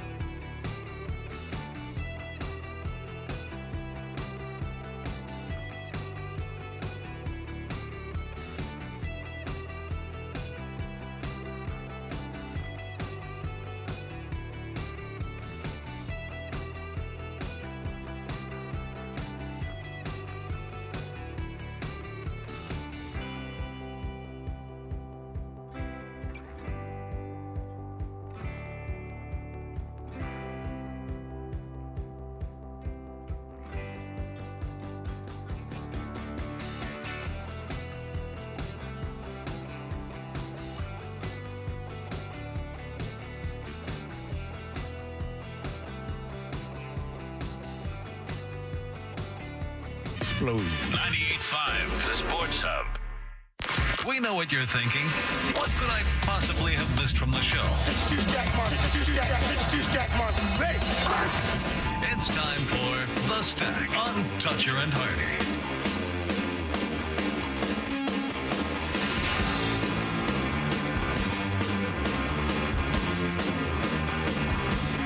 Toucher and Hardy, brought to you by What, Dan? Okay, do your thing. May I? Yeah. Toucher and Hardy, brought to you by FanDuel Sportsbook. Make every moment more with version, I'm sure. Made me sad. You asked for a sad song. I went to see Olivia Rodrigo. Did you really? Just 2 weeks ago? She's angry, huh? Oh, that's right. Dan doesn't know he was in. I think you were in Hawaii. I think I'm thankfully I don't know who Olivia Rodrigo is. Thankfully, neither did I. But I wasn't. My kids wanted to go. I know. So I went. Then the other song, Mike. What was the other song that we like? You have asked me. It's called "We Haven't Got It to You Yet." Oh, okay. I have a sad song too. You asked me for a sad song, so I 14th on the Billboard list of the 75 best breakup songs of all time. Mm-hmm. Do you? What about "Take Me Out to the Ball Game"? Would you count that as one of your favorite songs? That's the first song I taught my son, my children, both children. Oh, okay. So you taught them to like a nursery rhyme. Take me out to the ball game. Come on, Harry. What about "Sweet Caroline"? Do you like "Sweet Caroline" still? Oh no, you're out on that. I'm okay with it. It's finally, just, it's too much. Yeah, enough already. Yeah, move on. Okay. By the way, tomorrow. Oh, wait, here it is. Sad song. Thank you. You know, fun. Tomorrow we have it's not a sad song. It was almost the opposite of sad.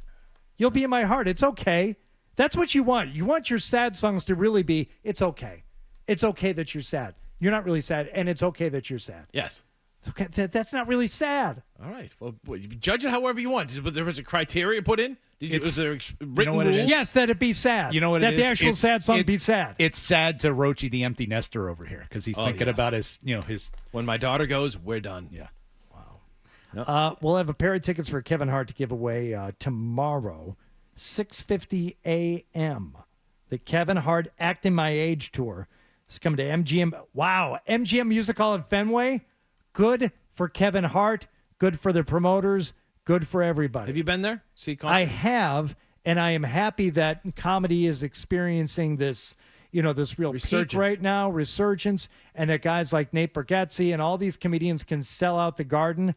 Having said that, I prefer something like the Wilbur, or in this case, MGM Music Hall at Fenway.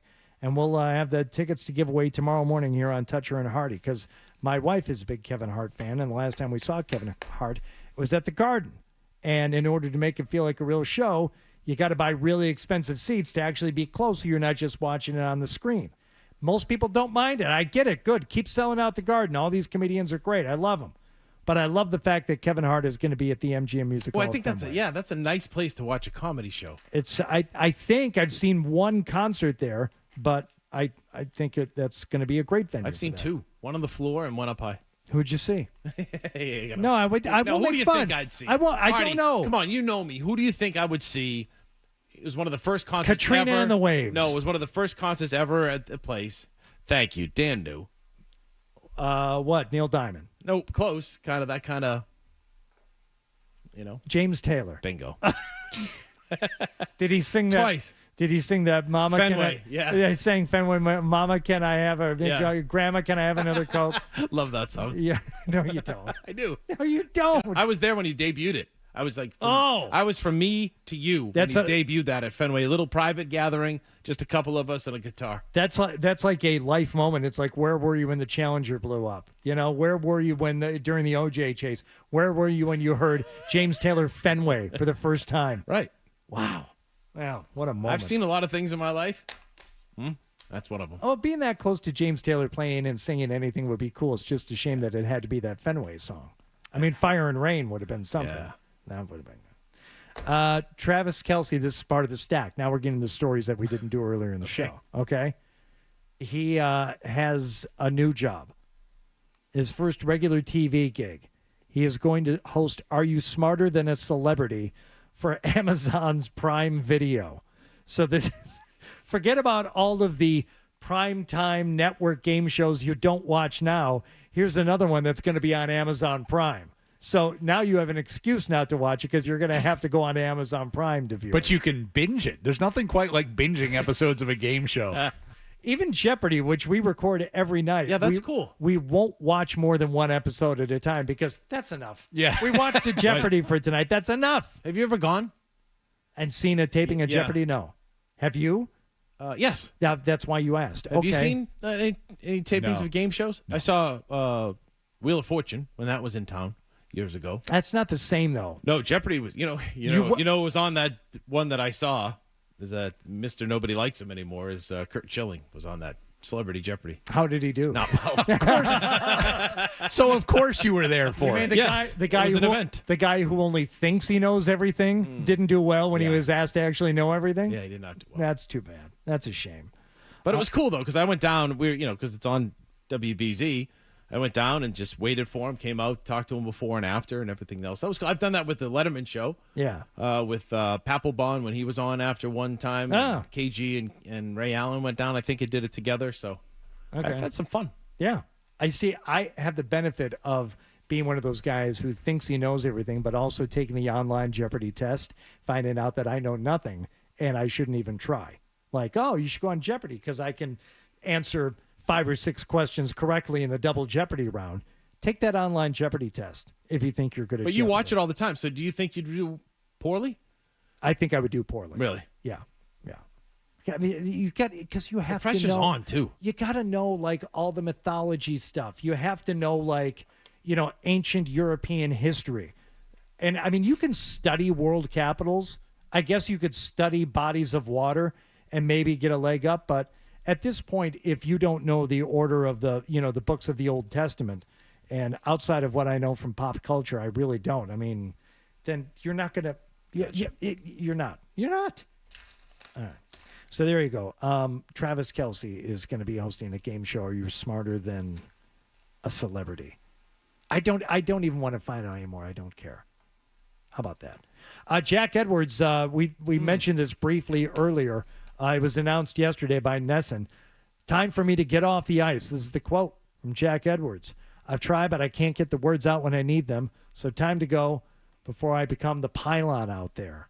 So Jack, who has maintained a sense of humor and I guess a humility about him throughout all of this. And if you read the story earlier, he has been dealing with something they don't quite know what. Yeah. Whether it's physical, neurological, it's not a stroke, it's not anything chemical, it's nothing going on. He just can't, and he goes through speech therapy every day. For like lengthy amounts of time when he's not working. On days when he is working, it's a shorter session so he can save his voice and try and do it. But he's just he has said it's not fair to me to continue, not fair to the players, the team, not fair to ownership, to NSM, most of all, not fair to the fans. So Jack Edwards will. Been a heck of a run. Yeah. You know what I mean? I love everything, his passion, his calls. You call him some homerisms. Yes, that's all part of it. He just made it fun to watch him. I first met Jack when he was at Channel 5, and we would sit together in the press box at Fenway and keep score of baseball games. And he had colored pencils, different colored pencils. Oh, that's for smart. different things that are going on in the game. Is and that stuff. cheating? So, and then we wouldn't we wouldn't talk about it. We just had to do it, keep it separate. If someone started throwing a no-hitter, until a no-hitter ended, then we'd start conversing and talking a little bit more and more. So forget about talking about the no-hitter. Yeah. You wouldn't talk just at wouldn't all. speak. Not really, because about the game, because it was like, Clemens has one going. That would have to be torture for the both of you, knowing how much Yes. you like to chin wag. Yeah. Well, let's do it again tomorrow, Dan. All right, and guess what they're going to talk about on the Zone Beatles show? Hockey? Yeah. NBA play-in games? No. Red Sox. They'll be talking about the Red There Sox you go. from last night. I imagine it has something to do with that Wickersham Van Yeah, we'll talk piece. more about it tomorrow, Hardy, after we clear our senses and think. You think? Oh, I thought you were sticking around for the planning portion of next day's show. Sure. You're going to stick around now? We just did it. All We right. can all go home. We're good. Let's all go home. Zoe and Beetle are on next. You're listening to Toucher and Hardy on the Sports Hub.